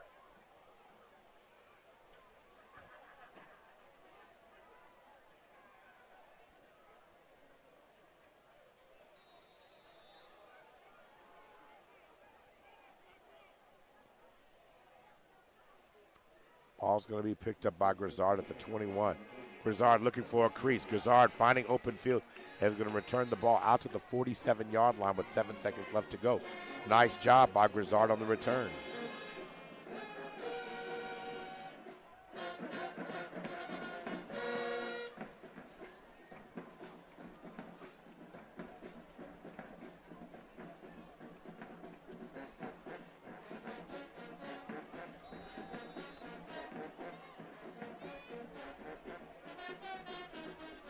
Time for maybe one play here.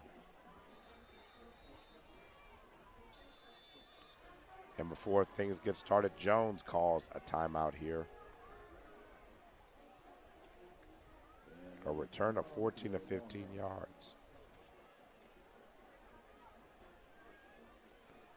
All right, so in this situation here, you scored on a screen pass. In this situation, the defense normally drops back into coverage. Prevent. So a screen is not your best call here. But if somehow, some way you can isolate an athlete on one side of the field and try to get them down the, what are you doing here? Kneel. I'm kneeling. 7 seconds. I'm kneeling because, like I say, you don't know that's what you want to happen, but there's other things that can happen as well. There's an interception, possible fumble. They can take it and we get another score. I think we kneel it going in halftime, rest, and Okay, pass is incomplete. Throwing it outside. you know, you got a freshman quarterback. Bly's pass was intended for number 8 on that one, Caden Smith. Yeah, I think with the freshman quarterback and stuff, I mean, you know, let's go in, just kind of look at some things, look at some plays, see what some adjustments we can make, come out and try to make it a more of a competitive game in the second half. 4 receivers, 2 split on either side, ball on the left hash. Bly is going to finally kneel this one down with 4 seconds left. He finally gave Coach Hayes what he wanted in that situation. And kneel back to the 47-yard line. So as time expires, we want to make sure we thank all our sponsors for tonight's contest. Super Prep, Big O's Pork and Dreams, Narissa Berry Insurance, First Security Bank, Love Student of the Month, the Black Chronicle newspaper, Guiding Right, Bank First, Counseling Solutions and Interventions, Community Health Centers of Oklahoma, and SSM Health. We'll be gone for about 5 minutes. Come back, look at the numbers. This is, of course, Millwood Falcon football. Hey, sports fans, get ready to step into the world of championships with Super Prep Live, hosted by Miles Perry. Only on OKC Sports Radio 105.3 FM. Dive deep into the lives of high school and college athletes with exclusive interviews and insight that reveals what makes them great. Follow Super Prep across all social networks to never miss a moment. It's Super Prep Live with Miles Perry. Tune in, get inspired, and stay connected. Visit OKCSportsRadio.com. Injuries don't wait. For business hours, now you can be seen 24/7 for sports injuries. Whether you have a sprain or a broken bone, at the SSM Health Bone and Joint Injury Clinic at 13401 Northwestern. Hey, this right here is a fat butt. Everybody been hearing about it on the radio. You can come to my Millwood City location, 6003 Southeast 15, or you go to my admin, 285 South Santa Fe. Come get you one of these taters.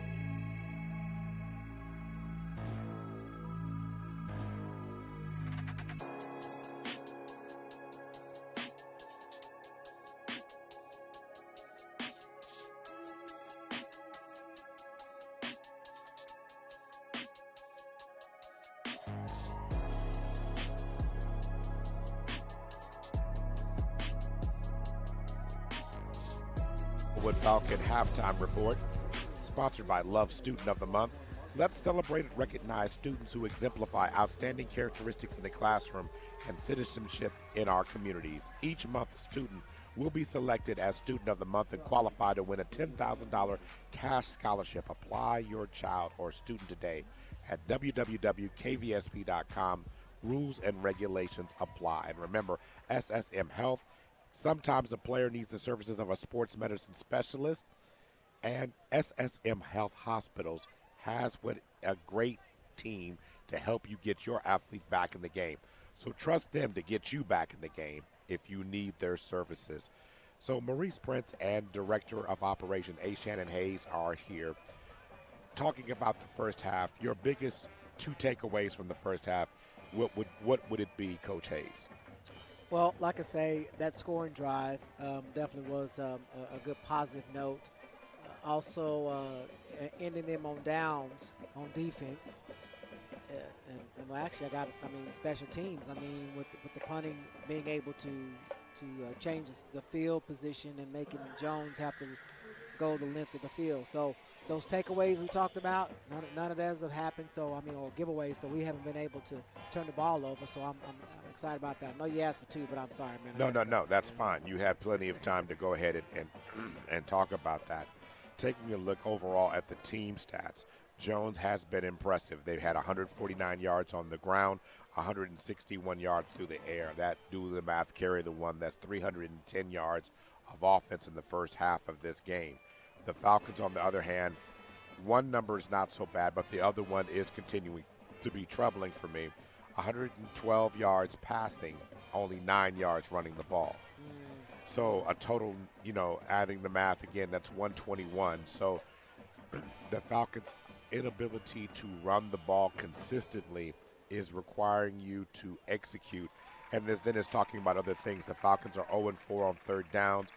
Jones is 4 of 7 on third downs. So you're talking about greater than 50%. So when we go back to the keys of the games, takeaways, not giveaways. Well, in our case tonight, there hasn't been any turnovers to this point. Jones has secured and protected the ball, so has the Falcons. So you haven't got any takeaways there. Then we talked about running the ball. 9 yards doesn't get the check for that, where Jones is definitely getting the check mark there. Then the last one was winning third downs. Third down hasn't really been a big factor, but I will say this. If I went back and studied my stat sheet very hard, I would guarantee that those third down conversions took place in the first quarter, but not so much in the second. You mentioned the fourth down conversions. Okay, Jones is 1 of 2 on converting on fourth downs, but you got to keep in mind one of those was because of a penalty that they were able to overcome. But the Falcons stopping them on consecutive downs, and the other one, they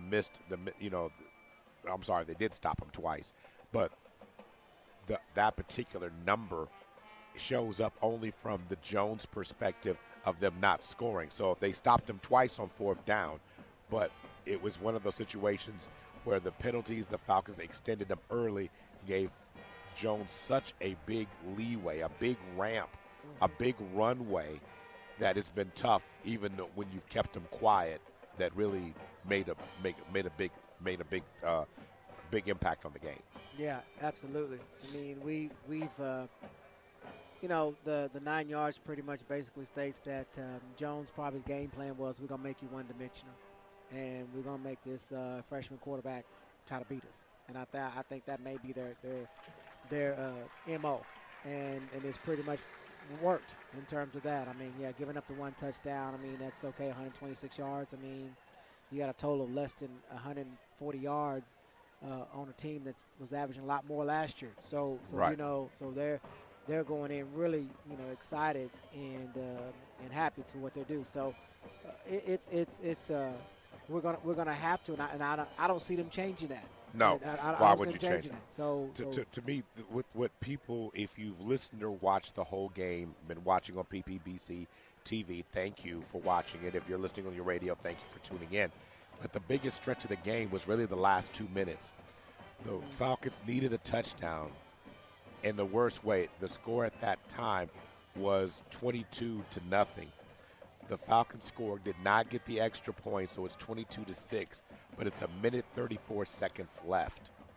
If you hold Jones out and you get the ball back started, you score again, and then all of a sudden it's 22 to maybe 14, 13, and you have yourself in a position. But instead, with just, big chunk plays, the penalties, which I know Coach Franklin's probably going to gouge at, because to me that has been the biggest factor. 7 penalties for 52 yards, but they've come in untimely situations. Yeah. That has led the ball to get down on the other end, and they were able to score. And to me, that kind of took the wind out of your sails a little bit. Now, the Falcons come out and score, that's fine. But now you need a stop, a score, a stop, and a score to make the game interesting now. Where beforehand, if they score on that earthing possession, the pressure automatically swings back to Jones. Right. And then you're talking about having to stop them in that situation and make some good things happen. Yeah, absolutely. I mean, you couldn't have said it any better. I mean, like I say, had some great momentum, being able to try to stay in the game against the number 1 team in 2A1. Very impressive, having a lot of great players coming back from the previous year. So, I mean, you definitely have to understand the experience that they're bringing into the game versus ours. So, I think that we're in a position where, it's about us basically making milestones for ourselves, goals that we set for ourselves. I mean, like I say, having a game of no turnovers, being able to maybe, like I say, improve maybe on our run game, a little bit of our passing. I mean, scoring more than like I say, last week was Blackwell, but I mean in our other 2 losses, I mean we didn't score more than I think it was 12 points. I mean, so certain things I think you still got to be able to kind of lay your hat on, and that's what you want to hopefully be able to look at and be able to come out in the second half and just kind of be a little more alert, more disciplined in our assignments on defense, and allowing our quarterback a little more opportunities. And even when you do get the ball, catch it. You got to catch it. We had drops, So I mean, so even when he's scrambling and got a good opportunity, you got to catch the ball. So those are some things we got to improve on. We'll talk and get you set for the second half in just a minute. We'll be back in 3 minutes. We are at halftime. The Love Student of the Month and SSM Health Halftime Report. He's Director of Operations, A. Shannon Hayes, and I'm Maurice Prince. We will be right back.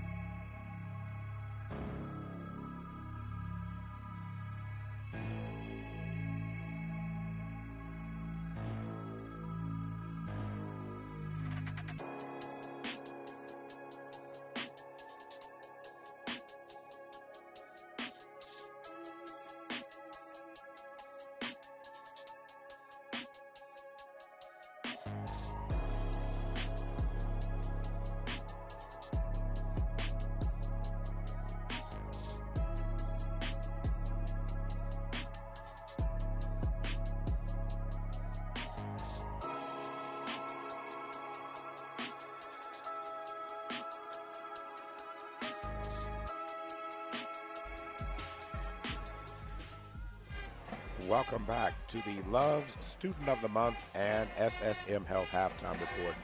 Reese Prince and Director of Operations A. Shannon Hayes here on a beautiful Friday night, listening to the great sounds of the Millwood Band let's put it this way, they got their notes down tonight. Yeah, they even got a clap from the Jones crowd after that other song, so they impressed being entertained over here. So I mean, that people always want to know, are you bringing the band? Yes. As things are getting set here for the second half, there was one key thing. You know, I was listing off the penalties, and so we had a comment, and I was going to address that. They asked that question is on the possession that, of course, where Carter Ray was hit. They asked the question was, since the personal foul, would the Falcons have scored? And the answer was yes, they actually did score on that drive. But, that one play did not, it gets over, we don't want to overlook the fact that was a key situation. But the Falcons scored on, in fact, the very next play, Larry Grizzard scored. So to answer that question for those who are listening online who'd like to post their comments or questions, please feel free. We will try to answer them as they come about. But it was one of those type of situations right then and there. To me, now the situation is it's 0-0 on the scoreboard, Coach Hayes, and you've got to find a way now to get yourself back in the fold of things. Yeah, like I say, it's one series at a time, and like I say, we get a chance to come out and hopefully continue to build on the momentum of that last scoring drive that we had, and see if we can come out and do that on this possession. And I think that will definitely kind of keep Jones on their toes to know that this game's not over yet. We're going to continue to fight and see if we can be able to then maybe get a defensive stop. That would be great. That'd be great. So now going to work right now. The second half is just about to begin, so we're going to have to start looking at how things will go. I think this first possession is very important. Do I think the most important thing to score? Obviously, you're down 30-6, so points should be at a premium. But the number one mistake is a 3-and-out. Yeah. A 3-and-out kind of changes the complexity on how things will go. So you have to pay attention to how things are lining up. But you don't want to go 3-and-out here. And be honest, you really want to score. I mean, true. That's got to be something in terms, and I see what you're saying about a 3-and-out. But I think, you got a fresh defense because we just come off a break. And so offense ought to be able to go in. They should have got on the scoreboard on the iPads and said, hey, guys, this is what's worked. This is what we need to do. Linemen, you got to get your 5 seconds, hold your block, roll out, and let's continue just maybe execute. And maybe that will open up for the running game where maybe they'll back out of that 4-3 and give us a chance where they're more now having to deal with our and if Carter Ray hadn't came back in the game, so I wonder if he's going to be able to transition back, because I don't think he came back in the game after his injury. Well, we saw him hold where we didn't have another offensive possession. Remember? Correct. So we'll see if he comes back in the second half to also make a contribution. Well, so he's not on the return team right now. Team. So Anthony Keys is back there, so that's very true. We'll have to see if he's on the sideline or how that goes. But as we have equally said, first of all, number one, be prepared for the onside kick. You know what I mean? I know Jones is up, but you don't ever assume that you won't, be up for that position. But like I say, it's going to be based on what we're doing. And I haven't been paying attention to this front line. But if this front line has been backing up before they do, then, they would do an onside. But they're going to pin us deep and force us to drive the length of the field. Anthony Keys has to pick it up off the carpet at the 10-yard line. It comes around the edge at the 20 and is going to be knocked out of bounds right there at about the 20-yard line, and that's where they'll set up shop, 1st and 10 for that spot. So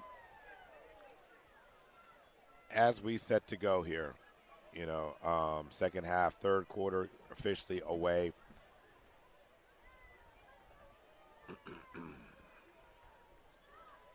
So the Falcons will have the ball officially at the 20-yard line, and we're set to go 1st and 10 from that spot. Donnie Bly in shotgun formation, steps back in the pocket, flies across the middle, and the pass is intercepted. After 15, 10, 5. Is he going to make his way to the end zone? He does. A pick six. As the pass was intercepted by Noah Norris, the linebacker, who stepped in front of the receiver and took it to the house. He stepped right in front of who would be at that time. Was that Andre Robinson? It looks like that's what he did. So that was this. I guess when I said the worst thing you could do was 3 and out, how about the worst thing you could do was to give the giveaway on the first play from scrimmage in the second half. That puts you in a bad spot. And the 2-point conversion is good. So now you're in a situation now where the ball is now, its score has gone up to 38-6 now, Coach Hayes. Yep, and so and we're just not even, 18 seconds into the third quarter. So it's we got to get back to the running game. We got to try to kind of work the clock a little bit and help us to try to kind of get some momentum.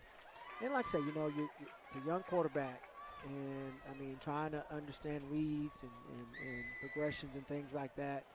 I mean, that's a lot to kind of come in to him. But I like I say, he's taking it. He's taking it well, and he's very positive, and so just proud of him continuing to fight, and that's what we got to do.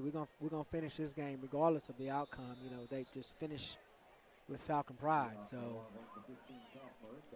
So kickoff is away. This one goes into the end zone officially for a touchback. So at the end of what that's all said and done, so it'll be 1st and 10 Falcons again back from the 20-yard line. So this is a growth moment here for Donnie Bly. You threw the interception, the pick six. So now you got to come around on the other side and get back to going. Yeah. And like I say, anytime on a quarterback is always the one that has the weight of the shoulders. I mean, and that's kind of something. And when he was told that he was going to have to step up, he's like, well, what do I need to do, Coach? So I mean, so he's embraced that, and so I think, like I say, here we go. Carter Ray, good to see him.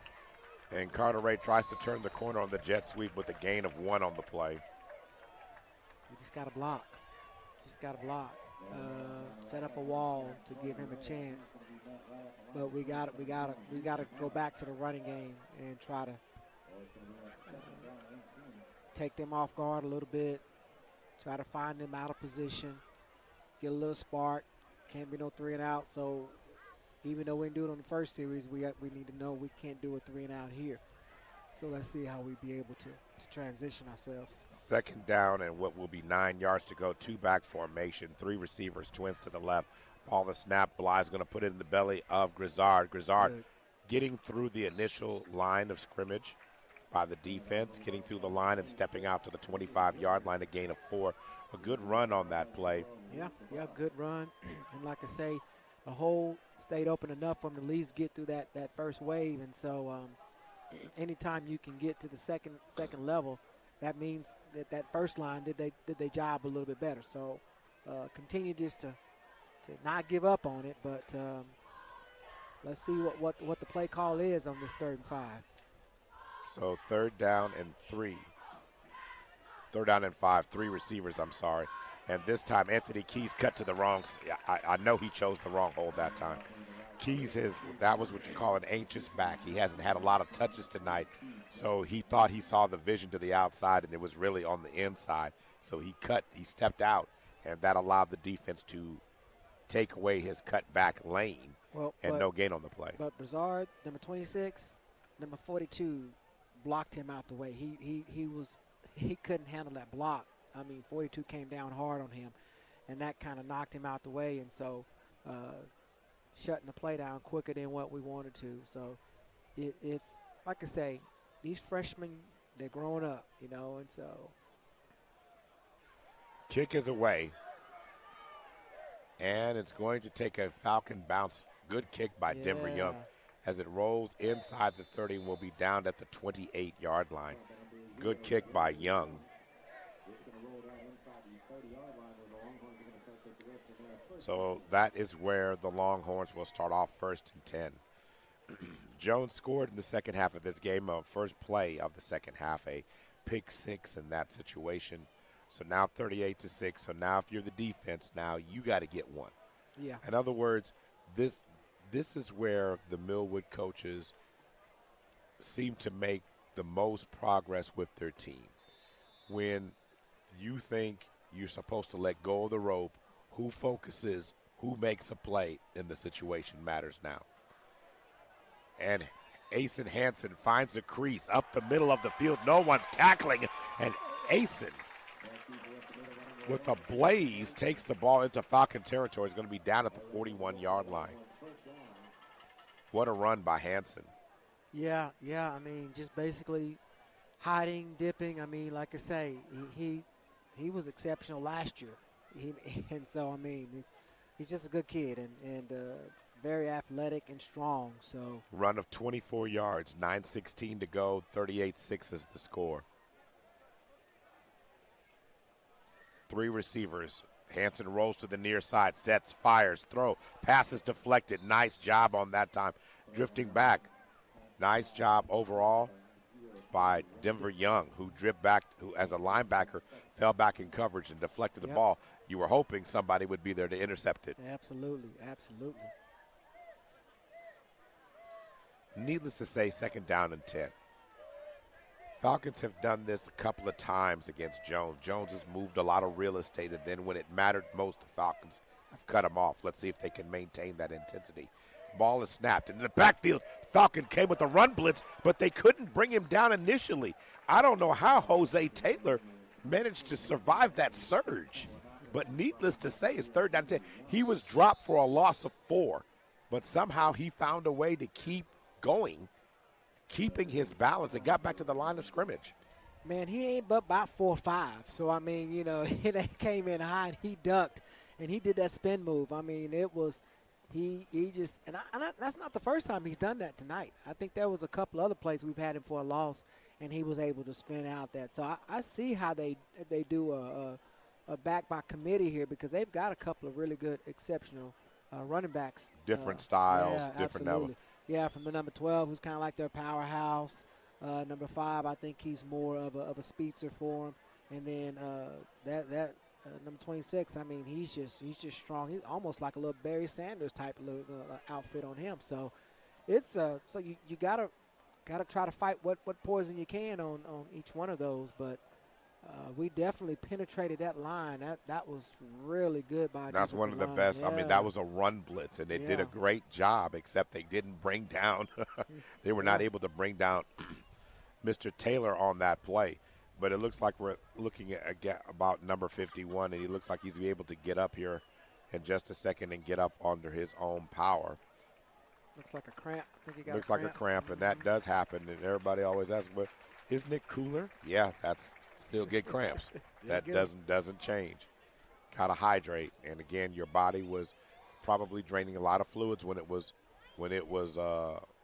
warmer, but when it cooled off, it was still that pressure for you to do that. So going on back, 8:48 to go.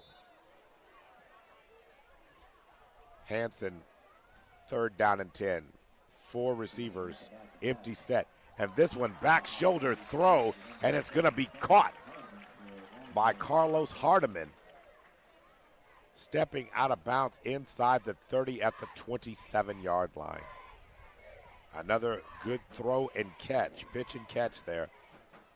Not to use baseball terms right now, but that was a thing of beauty. Down to the 31, a gain of 10 on the play. Back to work. To the outside, pass is complete to Hunter Purvis. And he's going to take the ball down inside near the 20-yard line, down to the 21.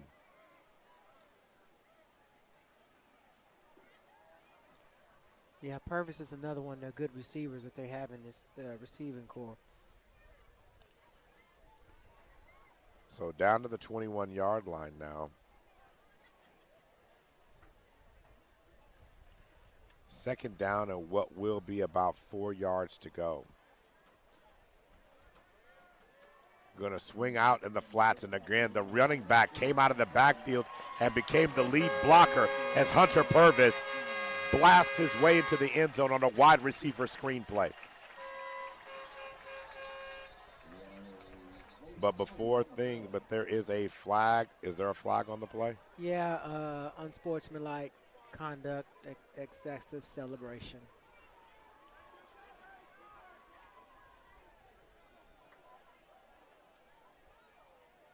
So we'll see what the official call is here.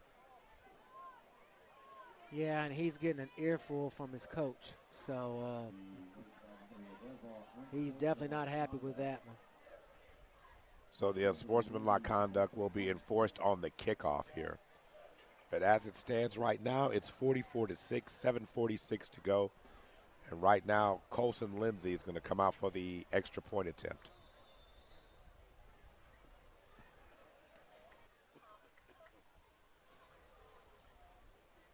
And the kick is up, and it is good. So it is 45-6. We'll be right back. You're listening to Millwood Falcon Football, brought to you by Love Student of the Month, First Security Bank, SSM Health, and Counseling Solutions and Interventions.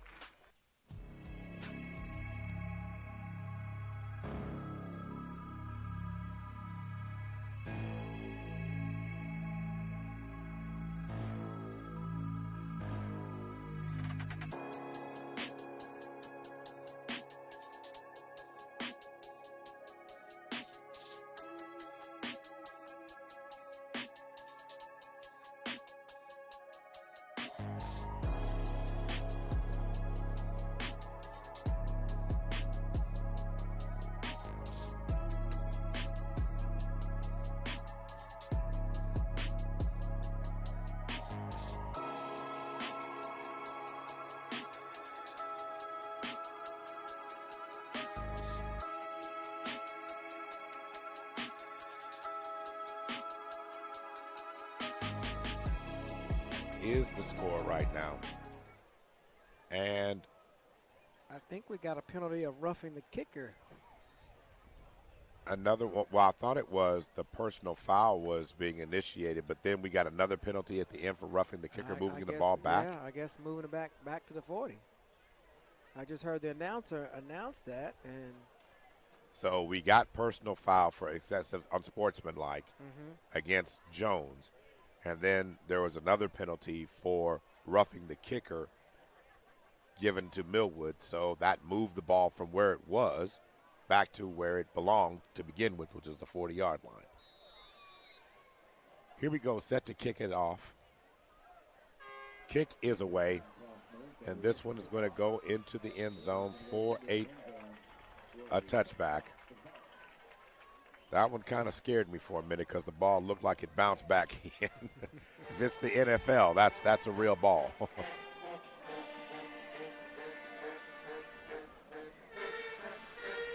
So 1st and 10 Falcons from their own 20-yard line. To me, we've shown some flashes. Now we've got to do something with the ball.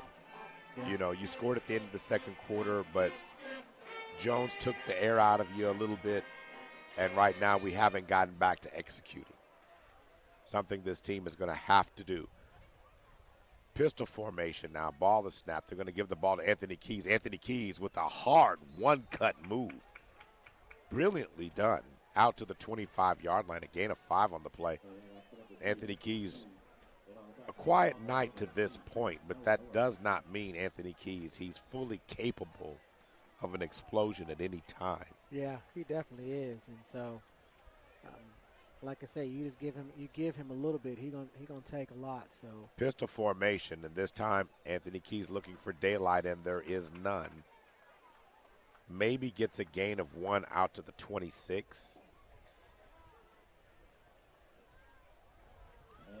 So 3rd down and what will be 4, maybe 5 yards to go.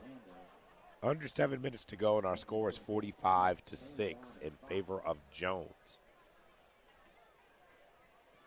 Jones has, in terms of how things have been going, Jones has been dominant on so many levels in terms of how they've executed tonight. They've done a really good job. 4 receivers, trips to the right side. Grizzard is the running back in the hip pocket of Bly. Bly drops back, looks, fires. And that pass was not sharp. It's kind of behind the receiver, and Caden Smith was just fortunate enough to catch it. So we're gonna lose about a yard, maybe 2, back to the 24-yard line. And so that sets up a long second or fourth down now. And what will be 12 yards to go.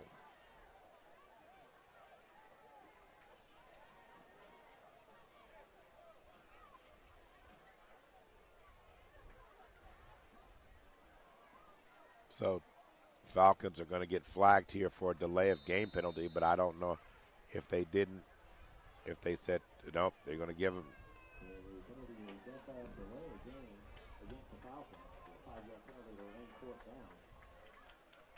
Delay of game penalty moves it back inside the 20, back to the 19-yard line. And that is where the Falcons were punt from. And Denver Young with a low kick. And it's still rolling around on the ground, but it looks like Jones got it. I mean, the up back really ran and sold out trying to slide up under it like a shortstop. He touched it, wasn't able to contain it. But Drew Thomas was able to finally corral the ball. But it will be Jones football in Falcon territory at the 43-yard line. Yeah, you know, like I say, you gotta still kind of play smart because, you know, when you make decisions like that against games here, you got to be careful when you get in those bigger games to make those type of decisions. So he really could have let that ball go, and luckily he didn't get hurt either in terms of trying to do that. A slant pass to the inside and beating him to the corner and hitting the Jets into the end zone. He goes. Touchdown, Jones. Hunter Purvis just exploded on that slant route. Nobody got over the receiver. So once he caught it, he hit his Jets and went straight down the middle of the field and took it to the house for the touchdown. Yeah, that slant was open, and like I say, I don't know what type of cover they were in that situation, but there should have been one over the top as well, and so I'm not sure it was on that. So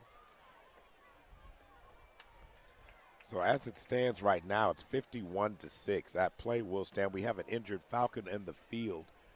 It was Bryce Morris who's hurt on that play. To honestly, when you start talking about a cushion, you're giving him a 5-yard, maybe 7-yard cushion.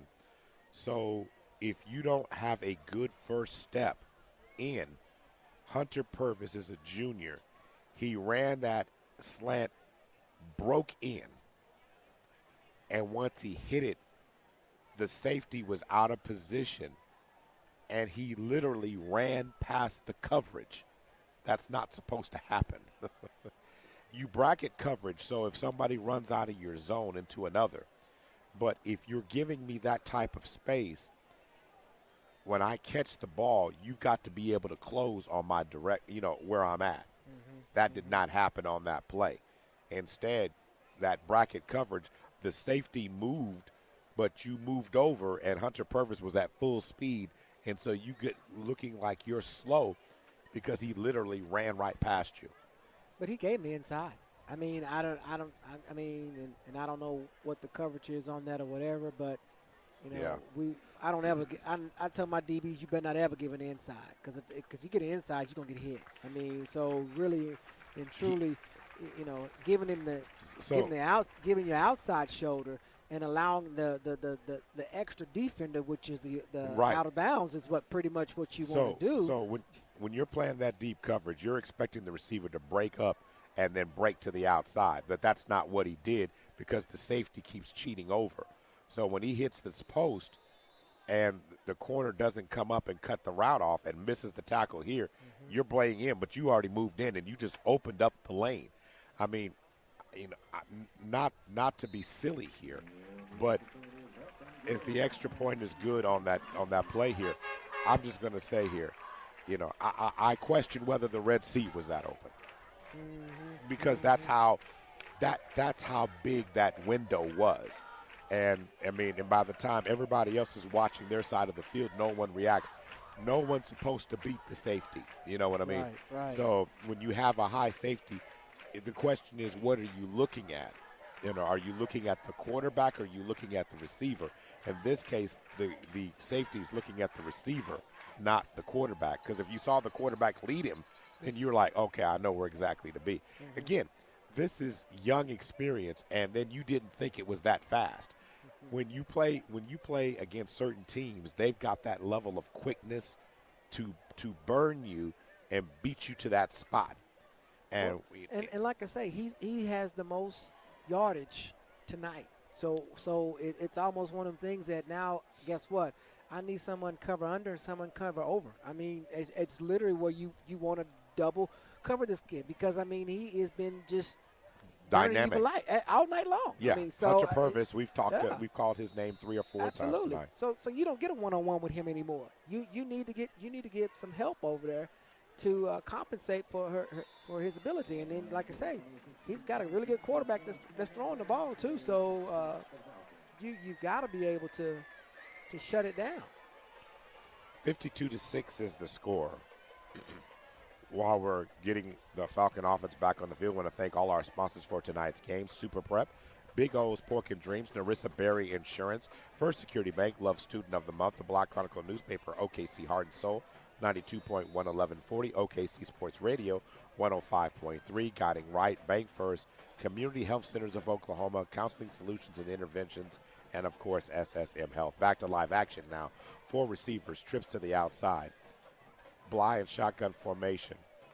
Ball is snapped. Bly fakes it. Going to swing it out to the outside to Anthony Keys. Keys dances, makes 1 miss, 2 miss, and Keys is going to go down for a short gain on the play after a gain of maybe 2 out to the 22-yard line. Yeah, like I said, we just gotta do some things a little different on defense. Like I say, they are young, but still fundamental tackling, miss assignments, and just understanding what you do, because you got a different set of athletes right now. You don't have the ones from last year, so you got to be able to kind of adjust to their level of what they know and knowledge until they can get to that next level.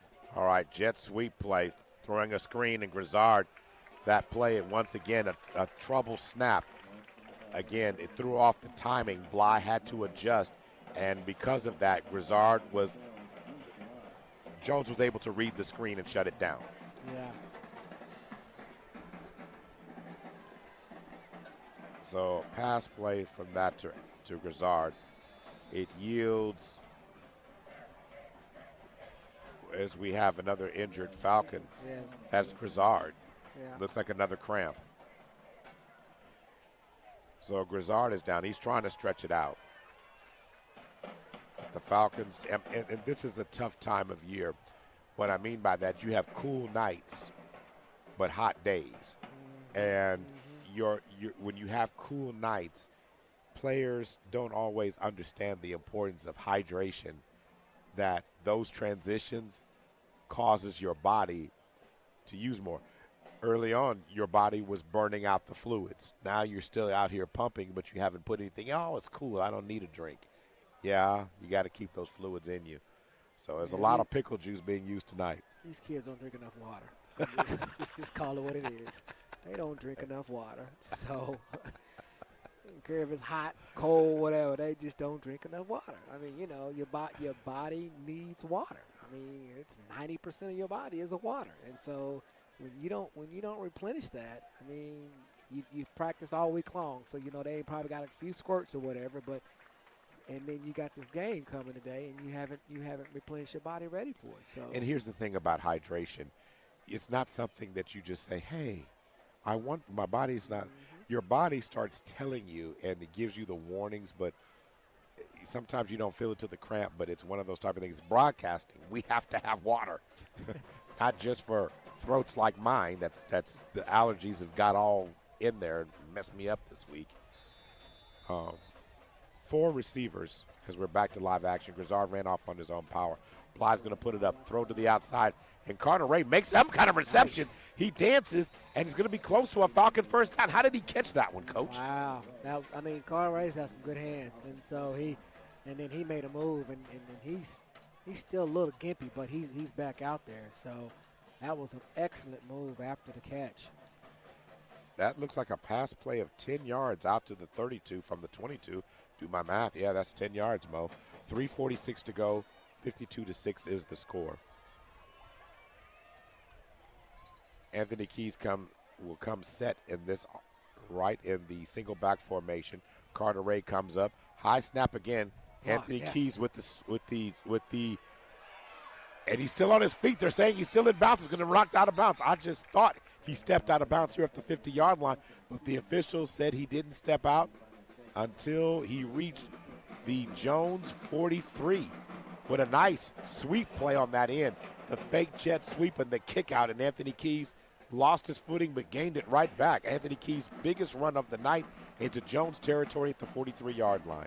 Excellent block. The back and even the receiver, made an excellent block and allowed Keys to get out there. So great series on that play. So going back to work, Carter Ray runs across the formation. Anthony Keys has it again. Keys with a nice fake. What a move by Anthony Keys. Keys is getting going now. Feed me, feed me, feed me. He's going to get a Falcon first down inside the 35-yard line. Down to the, is that the 37? Start the clock. Come on. Let's go. Come on, let's get it. Y'all got good momentum right now. Let's keep it up. So a gain of 5 that time from Anthony Keys, and he's continuing to rack up yards on this drive. Anthony Keys did not have 50 yards from scrimmage on this. Oh, that was 10 yards, wasn't it? No, it was. I said he didn't have 50 yards from scrimmage on that in this game until this drive. Carter Ray on the wide receiver screen out there on the island takes the ball inside the 20, down to the inside the 25, down to the 22-yard line. So nice job there. Another first down.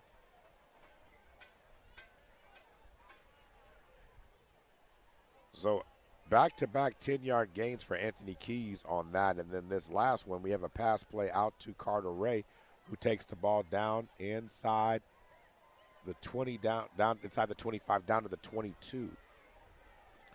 So a gain of 11 on that one. So the Falcons are getting ball moving in bunches here. Run to the outside there by Keys. And Keys is going to take it down inside the 20, down to the 17-yard line. Setting up second down and 5.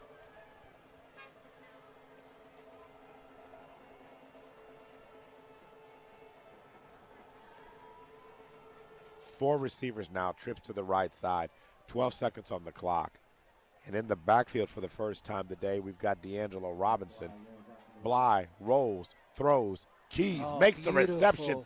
What a great one-handed catch at the 5-yard line by Anthony Keys. And a great throw by Bly. He literally got that up over the 2 defenders and just laid that sweetly down in there. So great confidence for him. And like I said, great catch by Keys. So the Falcons trying to put some points on the board. 1:46 to go. Single back formation, 3 receivers. Carter Ray comes in motion. Anthony Keys dances in the middle. Maybe gets a gain of 1 or no gain on the play. The ball will remain at the 5-yard line.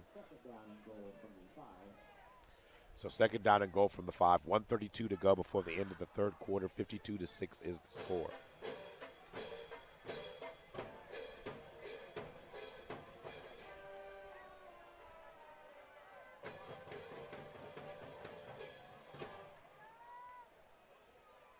So going to work now. Ball is snapped. Going to hand the ball off to Keys, and Keys loses it. He called second down, so okay, third down. So I guess we.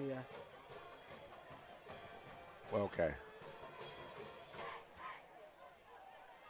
So a loss of 1 on that play. I couldn't tell if it was trouble with the exchange there, but nonetheless, it's third down and goal from the 6. Under a minute to go What here. in the world's wrong with the clock? I mean, it went from 57 to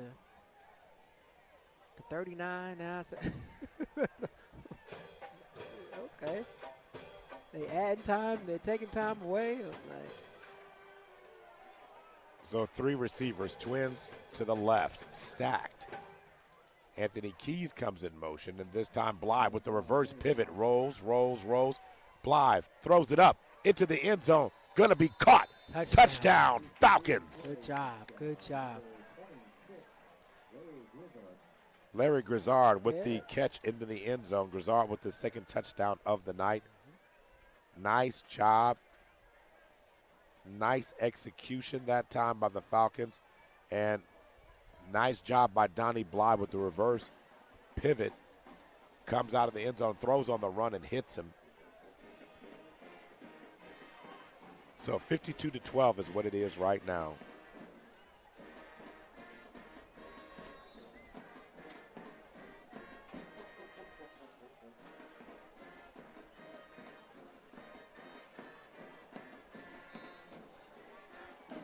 It's good. And the Denver Young extra point is good with 14 seconds on the play clock, on the game clock in the third. We'll be right back. You're listening to Millwood Falcon Football, brought to you by SSM Health at St. Anthony, First Security Bank, Love Student of the Month, and Counseling Solutions and Interventions.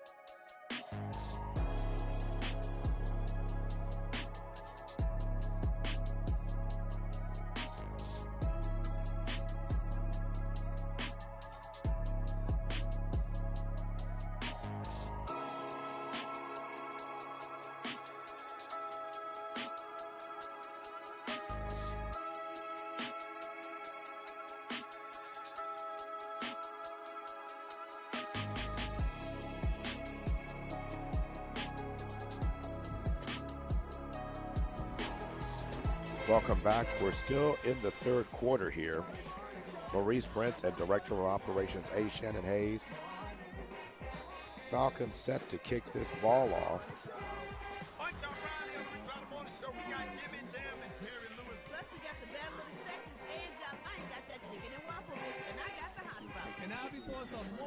And the ball's going to be returned out to the 30-yard line.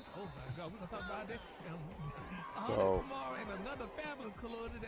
as it stands right now, surprised they're not going to let that clock run into the bottom of the hour, to the fourth quarter. But they're determined to let this play run. That's fine. Yeah. Trust me, Jones is not going to stop that clock if they don't have to. They want to get as many points on this board as they can. Point differential and making sure they have themselves the best seed, because all these district games really count big time. 3 receivers now. And we have a new quarterback that's in the game. They're going to throw it in the flats this time to Evan Collier. And Evan Collier is going to take the ball out to the 37-yard line. And that will be the final play of the third quarter. So the quarterback now in is Cash Marinko. And the ball's out to the 37-yard line. So now we'll be here and getting set for the fourth quarter. We'll be back in just a moment. You're listening to Millwood Falcon Football, brought to you by Love Student of the Month, First Security Bank, Counseling Solutions and Interventions, and SSM Health. The inaugural Miss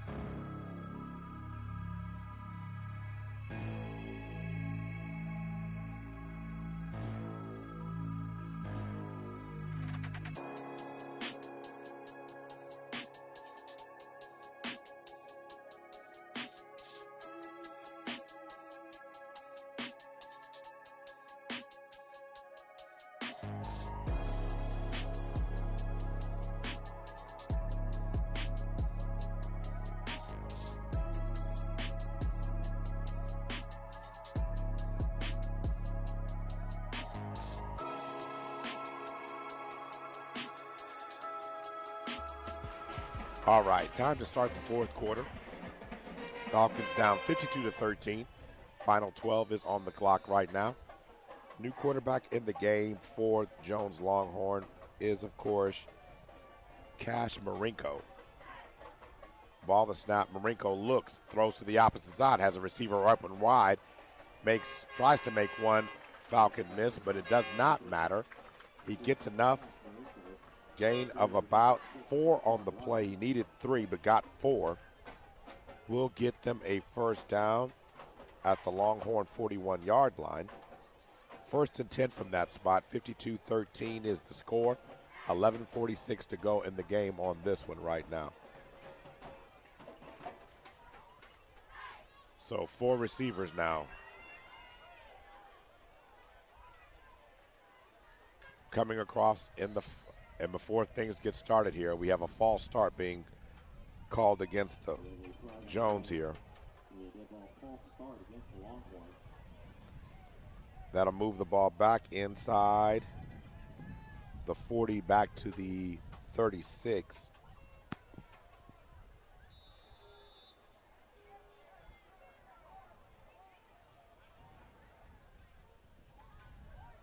Four receivers. Trips to the right side. Ball is snapped. Going to hand the ball off, and this time the Falcon defense does a good job with the initial contact, but the man keeps going. Moving like a freight train. Might as well call him a dump truck. He was carrying people with him. That was running back Ben Williams, who carries the ball back to the 41-yard line. That 5 yards you got on the penalty, Coach Hayes, he took it right back. He sure did. He sure did. He fell 4 yards forward. Second down and 10 now. We've got 4 receivers. Marinko in shotgun formation.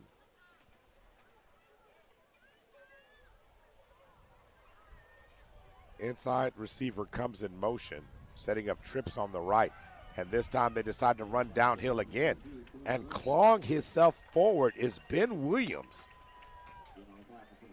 Ben Williams doing running like David Montgomery from the Detroit Lions.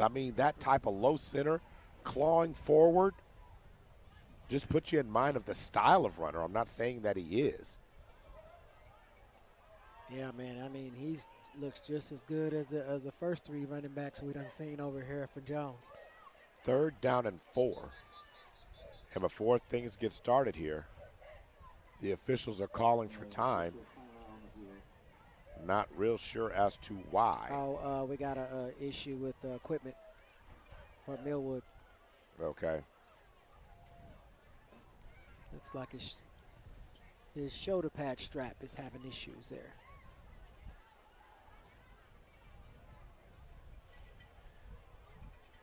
So the player has come off the field right now.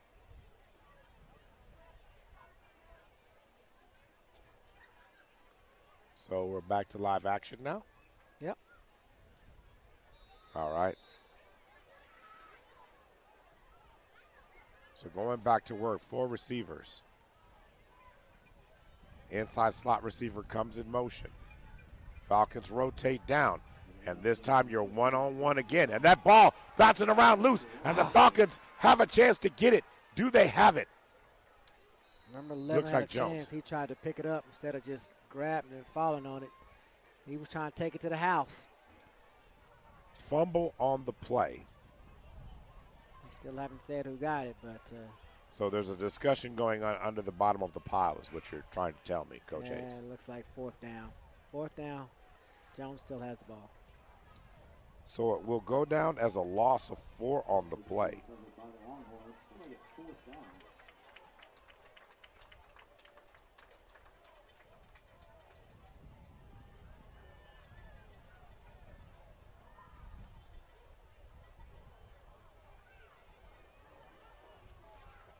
So as it goes now, it'll be 4th down and 7.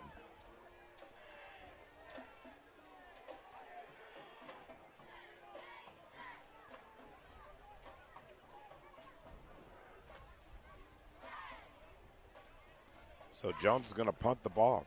Be honest with you, this is the first time we've seen, second or third time we've only seen their punting unit tonight. might be the first, to be honest with you. First time, yeah. So the ball will be downed inside the 20 at the 16-yard line.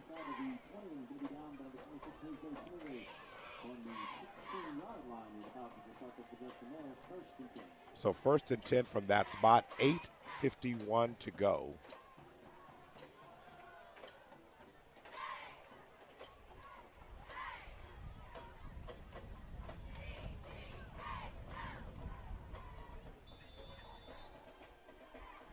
So 8:51 to go, 52-13. So 3 receivers, twins to the left, Bly in shotgun formation.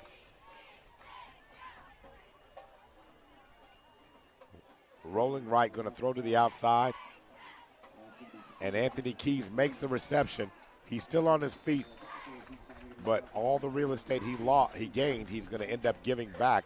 And they're going to say he's going to lose a yard or two back to the 15-yard line.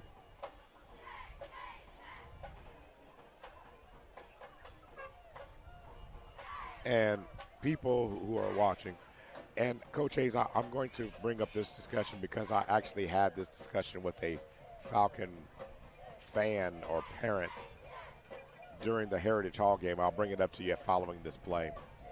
So we've got 3 receivers now. Twins to the right side, Bly in shotgun formation. Ball is snapped and going to hand the ball off. I think that's to Grizzard this time. No, that's not Grizzard. It's more likely Anthony Keys. No, that was Grizzard. That was Grizzard. Yeah, Anthony Keys went in motion. So Grizzard with the carry, taking the ball out back to the 16-yard line, gain of 1. And here's the discussion, and here's how the discussion went. I was asked after the end of the Heritage Hall game, they're saying, you know, the game's out of reach. Don't you just want a constant running clock? And I said, well, how does your team get better if you don't get reps? When you have a young team, this is the only way that they get to see, put on tape, try things. As Bly throws over the middle, and that catch is going to be incomplete, intended again for Andre Robinson. So Andre Robinson hasn't had things go his way tonight. It's going to be interesting to see how that young man responds to it because he's had a couple thrown his way. But the whole concept of you use every opportunity. It's not like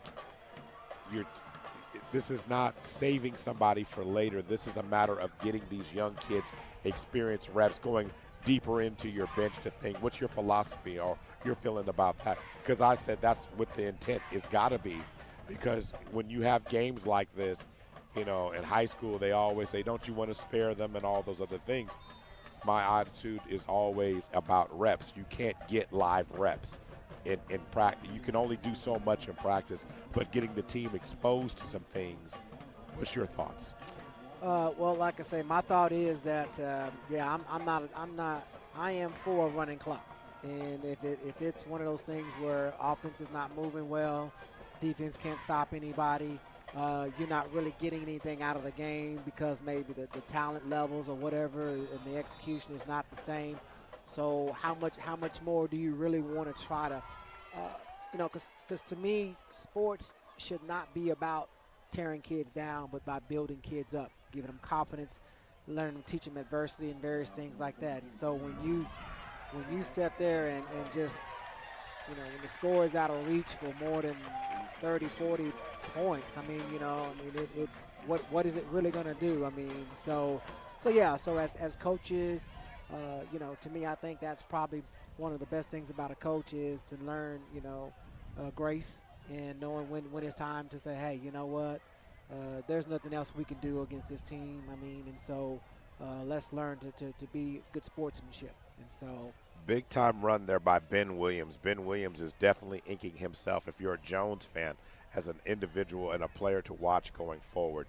6:32 left to go in this game, 4 receivers. And the ball is now handed back to Ben Williams. Ben Williams has got his head down, making Ben Williams looking like Derrick Henry, just gashing the team, taking the ball down inside the 15-yard line, down to the 12.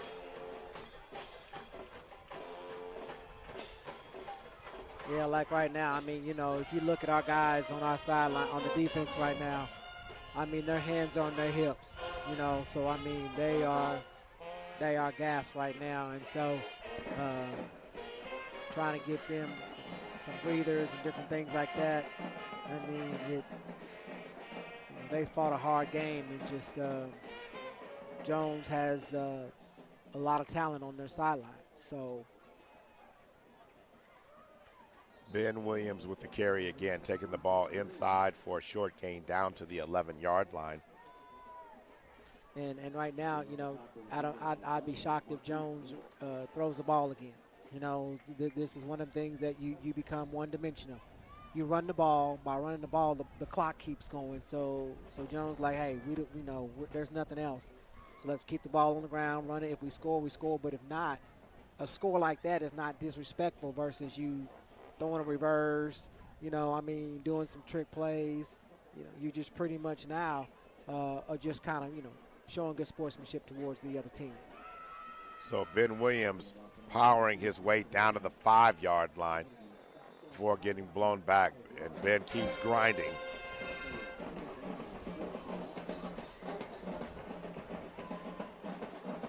So 3rd down and 3. You know, I do since I do high school, and then of course I do some college games. Man, the mentality is just completely different in the college game. College game, if you're down 50, you're going to take this whooping. You down 65, you taking this whooping. I mean, it's like, I signed up for this. Well, and like I say, I get it. I mean, you know, you get to pick and choose who you want to be on your team. I don't get to pick and choose. Whoever's in our district, whoever enrolls is pretty much what we have. And so, you know, you're not trying to you're not trying to do anything else by that. But it is a different level. Ben Williams into the end zone for the touchdown and expands the lead to 58-13. 4:17 to go left in the contest, and Ben Williams going full all-out beast mode. I mean, you can compare his running style. He's aggressive to Jahmyr Gibbs, the David Montgomery. The way Detroit has so many different versatile runners they can use. I mean, imagine you put Isaiah Pacheco or Kyron Williams on the Detroit Lions, and then you can go three running backs deep, and that's exactly what you're getting tonight, as the PAT is good, and the score is 59-13 with 4:17 to go. Falcons will get the ball back here, and that's just something of what it is. You know, we're going to stay here, but that is just an interesting part of the discussion that you're bringing up. I mean, because there'll be those who say that agree with you, and there'll be others that'll say about the reps. And my main thing here is, my question will always be about that will be, okay, typically Millwood in their full schedule has other games before the Soul Bowl. This year didn't work out that way. And so to me, you are looking for reps, because normally that extra game gets you a chance to get the guys acclimated. Not taking anything away from Douglas, not taking anything away from Heritage Hall, not taking away from any of the teams. But that's the way the schedule goes. So to me, if I said why this wouldn't, that would be my answer. And that would be my only reason for the answer. Like I say, you know, we have, let's say, even as you know, because Ken, Coach Witt is also the athletic director here at Jones, and so, you know, we even as athletic directors, we try to respect each other and our teams and various things like that, and so, you know, you can always be on the other side of that foot. And sure, so, you want to always make sure that somebody listens and sees what you did as well, and so, I mean. Because I've literally have stopped playing people because of, you know, doing certain things late in the game and various things like that. You know, if we're down 90-0 or 90-20 in a basketball game, and this fourth quarter you're full court pressing me, I mean, that to me pretty much is not, you know, the style of play. And then I've had to even, you know, chastise a few of my coaches in regards to those things like that. And so they're like, well, we're not trying to. I said, yes, you are. I said, so in other words, your bench should be cleared. You should be looking for people in the stands to participate, you know, I mean, and so, you know, we have a, you know, in the middle school, our rule is once it gets past 25, I think 30, it automatically becomes a running clock. And if it gets down before a little bit, you know, you'll do a stoppage and stuff like that. But, you know, I mean, this is a level about just developing kids to be good kids, you know, so that's. Larry Grizzard with the carry there. Following the penalty, he's going to lose a yard back to the 34-yard line. And at the end of the play, the flags go flying. I have another question I want to ask you about that. And since you're talking about it, because to me, unsportsmanlike conduct called against Jones.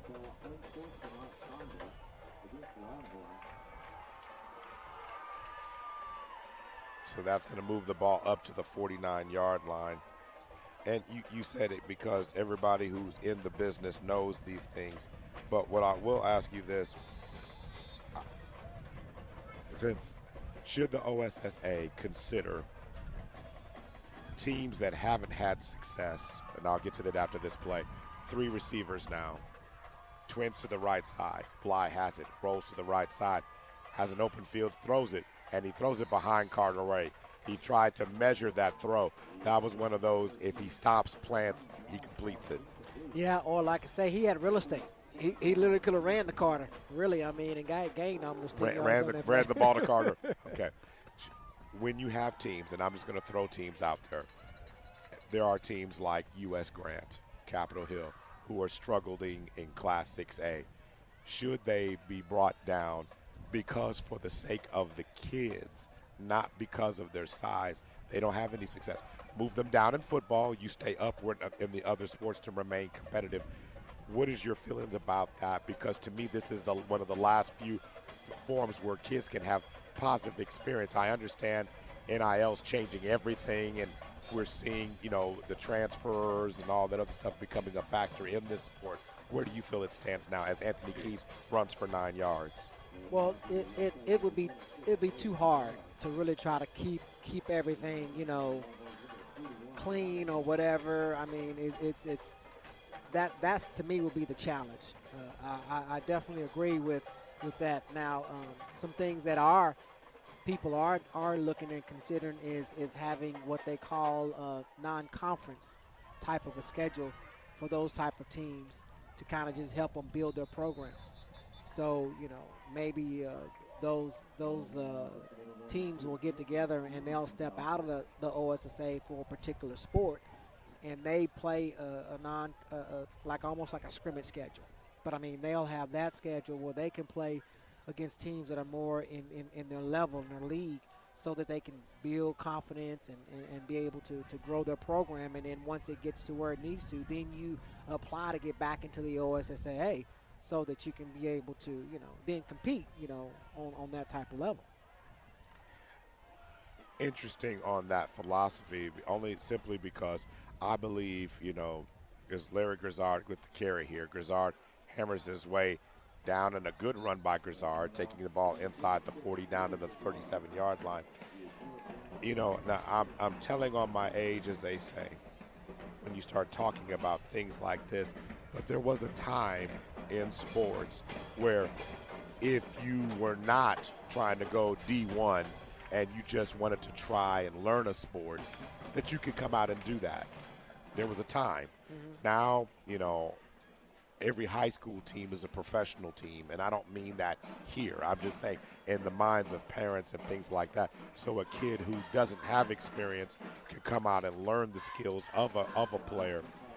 And I'm still for, as Robinson with a good strong run, he powers his way down inside the 25, down to the 25-yard line.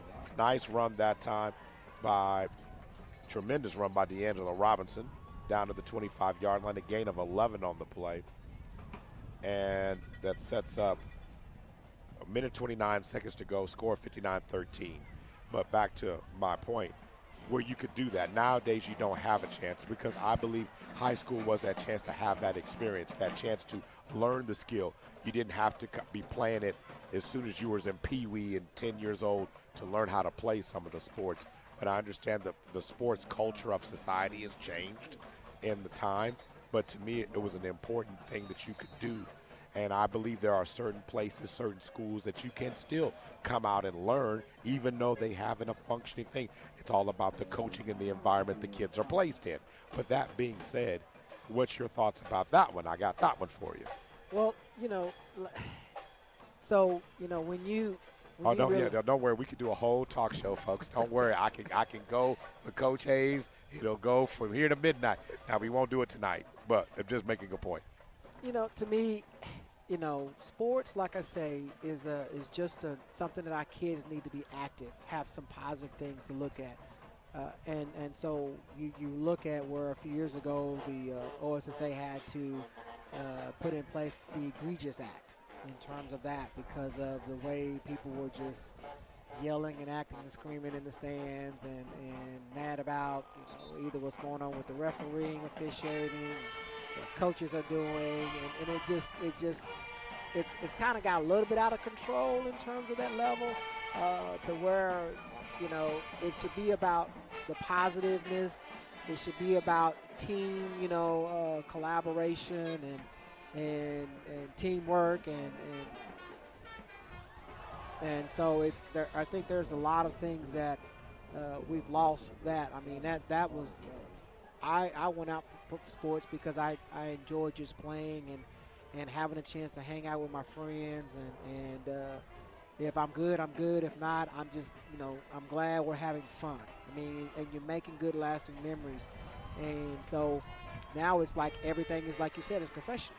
It's one of those things that I as a parent, if I take my money, if I take my kid, I want my kid to be exceptional. If not, I'll go build another school. Right, just to spread the talent out. I mean, that's the way that has been, and I understand about opportunity, and I understand to play. Carter Ray into the end zone on a beautiful pass from Donnie Bly to the end zone for a touchdown. He even gets a 5 from the official on that one. That was cool. And I mean that's even something that they always think, well, officials don't care, they don't do nothing. I mean, hey, he just high-fived them. I mean, so hey, good job, way to keep your head in and everything. And so, and like I say, I mean, we didn't have a stoppage in play. I mean, they didn't keep a running clock. I mean, we went all the way through it. So there are ways that you can be able to help a team when they are down or whatever. But like I say, we've gotten away from the focus point of it. And when you bring in lawyers and stuff and you're trying to build a super team and everybody goes to a certain school and I mean, it's the rules and regulations. I mean, when I got to fill out these forms, I mean, you'd be crazy on what it is. I mean, I'm just like, really? Did this person have contact with a coach? Did this person, was they ever recruited? I mean, so it's like so many different things where it used to be literally all you had to have was a physical and a permission form to travel. Now it's like everything from, hardships and people just, dual residencies and so it's kind of gotten out of hand in terms of really what it was all about. So it's a challenge. I mean, and then like I say, people fight with the, having Christian schools and not under the same, rules and regulations as a private school, and so there. I don't envy the OSSAA. I mean, you got to sort this all out. Yeah, you do. I mean, and it's like. But honestly, to me, it should always be about the kids. Yep. And I think sometimes we take our eye off of that for the sake of, well, this is what, my kid and certain other kids can do and things of that nature. But to me, that's ultimately what it comes down to. Just a reminder, coming up, Counseling Solutions and Interventions and SSM Health. Post-game shows coming up right after this, 45 seconds on the clock. And so we did not get the PAT on that one. So it is 59-19. It's much better than the score was a little while ago. As Denver Young puts it in play, ball's going to be Okay, I'm about to say he was down there at about the 4-yard line, maybe the 5. They blew that one dead.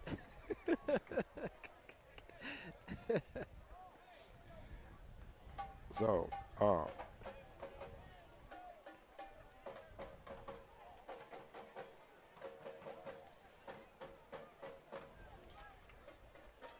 so the ball will be spotted at the 5-yard line. Another great kickoff by Denver Young. And with 45 seconds left to go, we should see a couple of decent runs, and they're bringing back out Ben Williams. And I'm guaranteeing you, if Ben Williams has a chance to take it 95 yards, Ben Williams is going to try and do that. Yeah, he may do that, or they may just kneel. I don't see them running a play. They're going to kneel the ball. All right. Yeah, they're not going to.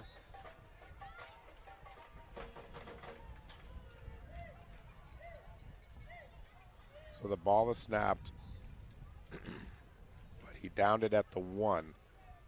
He's supposed to move back into the hole to do that. But he downed it at the 1-yard line, which should be the final play of the game. Final play.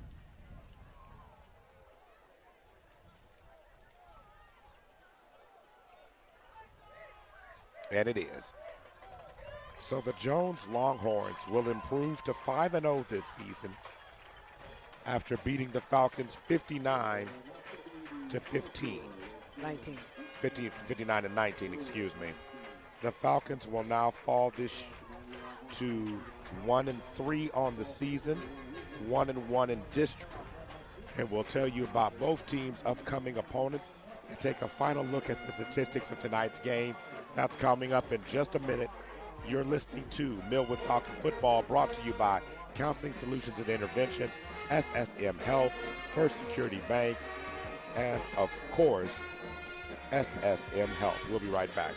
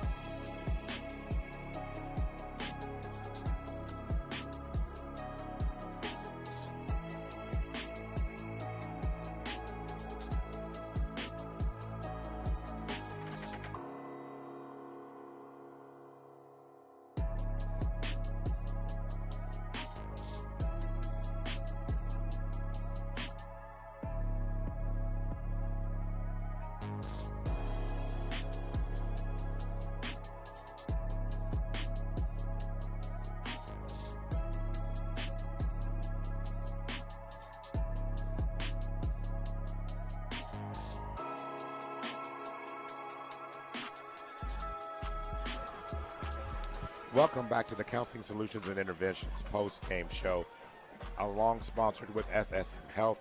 Maurice Prince and, of course, A. Shannon Hayes here bringing you the closeout of this game. Kind of interesting on the music coming back, that Kendrick Lamar song, Not Enough. We saw a lot from Jones tonight and not enough from the Millwood side in many moments of this game. The Falcons did show spots and moments where they looked really, really good. But the question would be, overall, can the Falcons put it together consistently for 4 quarters? Mm-hmm. We have moments of the game where the game can be impacted. So I'm going to go back to Heritage Hall. Heritage Hall comes out in that game. We get a 3 and out. Mm-hmm. But on the first snap of the possession for the Falcons right after, we turned the ball over. Mm-hmm. And then from then on, we were always responding to what Heritage Hall wanted to do in the game. Mm-hmm. This particular game, there was the Falcons did get outscored early, 15-0. We saw that happen. Jones came out with intent and scored and moved the ball well. But then the Falcon defense, for the most part, for the rest of that time, shut them out. And then the Falcons got a score. The score is now 22-6. And you're saying to yourself, with a minute 34, we stopped them here. That, again, that moment the Falcons weren't ready for. And then ever since then we were playing. Am I describing it correctly in your opinion? Yeah, you're being nice, but yeah. Yeah, I mean, because really actually, like you say, that last series before half, and then we come out and we throw a pick six, and so it spiraled. Yeah, we never could recover.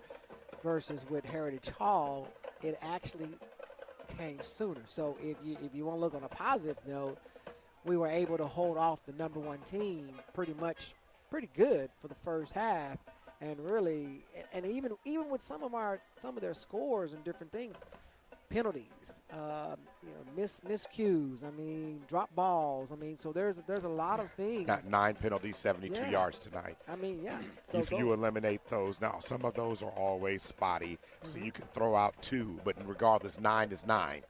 So I mean, so that Jones tonight, 226 on the ground, 256 through the air, 482 in the game. Millwood 166 in the air, 25 net positive in the game for 191. So, I mean, you look at the score and the numbers kind of are indicative of how things are. But overall tonight, if you're a Falcon fan, how should you be encouraged? Well, first of all, the season's not over. Absolutely. So the season's not over. So Jones has to continue to play the rest of the games that they have to play. But usually out of Class 2A, this particular district usually yields 2 playoff contenders. So you want to be right up underneath them. You're 1-1 in district now. Jones is 2-0. You got to see how everybody else came out. When we looked at the scoreboard earlier, Perry was leading. Now, and also Mount St. Mary's was actually looking good. So to me, you still have them. You still have OCS to play. So this is a very tough district. So that being said, you got to shake this one off and then get ready for OCS at home next week. On Thursday. On Thursday, right. Yep. So you got a short week this week. And so, like I say, my thing is we're in a position really where, like I say, they take the top 4 teams out of our district. And so I feel that we still got a chance to be one of those top 4 teams to make it to the playoffs. I think, like I say, right now I was already anticipating that, we know we're not going to be number 1 coming out, may not be number 2, but I still feel like we got to be 3 or 4 coming out of there. It's just a couple of key plays. I mean, because like I say, you can see Donnie Bly's, I mean, his arm, and when he's get time and stepping into his throw, I mean, that was a beautiful in that last pass play. I mean, really and truly, all 3 of our touchdowns were on pass plays. So I mean, that's another, good positive thing for him. And like I say, he's building his confidence. There's some things that he's got to go through in order to get that. That's everybody's journey. I mean, and that'll keep him humble, keep him grounded, keep him focused on what he needs to do, dialed in on that. Like I say, you're talking about freshmen and sophomores. I mean, that's a nice recipe to have and to be able to still be able to compete. And if we come out in the top 4 of our district, and be able to make it to playoffs, that's going to say a lot coming in. Of course, now, we redistrict, after this year. So now we'll end up, going back into that and seeing who will play in our district next year. But I mean, like I say, I think it's progression, positive. You're moving forward. I mean, number 1 team, we really only had 1 turnover. I mean, that's not bad compared to, I think, 3 or 4 at the Heritage Hall game. I mean, so you look at those positive things as you're growing this team and helping them to build confidence, believing in themselves and things like that. And so I think that. So overall, I mean, like I said, yeah, I'm proud of the guys as always for keeping the fight. And like I say, I mean, Jones is a good team, and I think they'll go on to really compete and do well in the season here and hopefully make it to the state title. And I mean, I don't think they had more than one. So I mean, so hey, that'd be a good chance for them to put another title on the banner there for. This just in, Jones is pretty good. Okay, just going to put it this way. Jones is pretty good.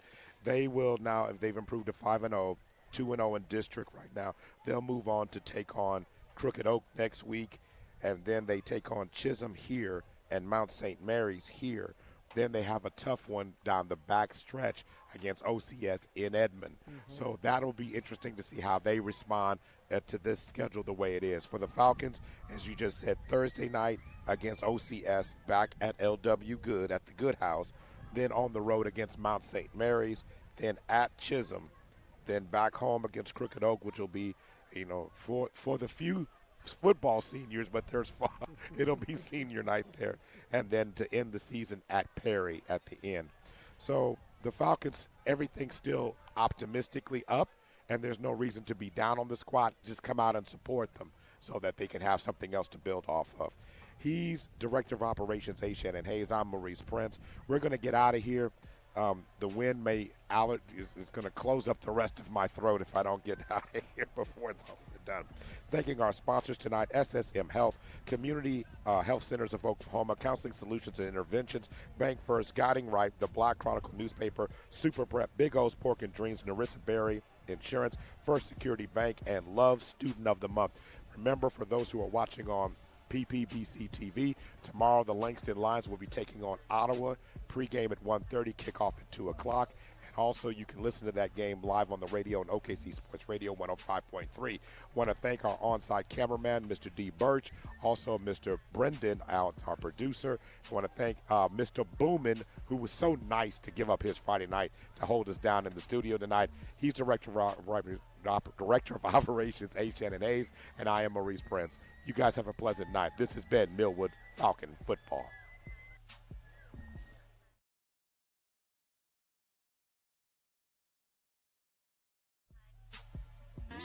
This broadcast is the exclusive property of Perry Publishing and Broadcasting Company. Any rebroadcast, retransmission, reproduction, or any other use of the accounts, descriptions, or audiovisual elements of this broadcast without the express written consent of Perry Publishing and Broadcasting Company is strictly prohibited. All rights reserved.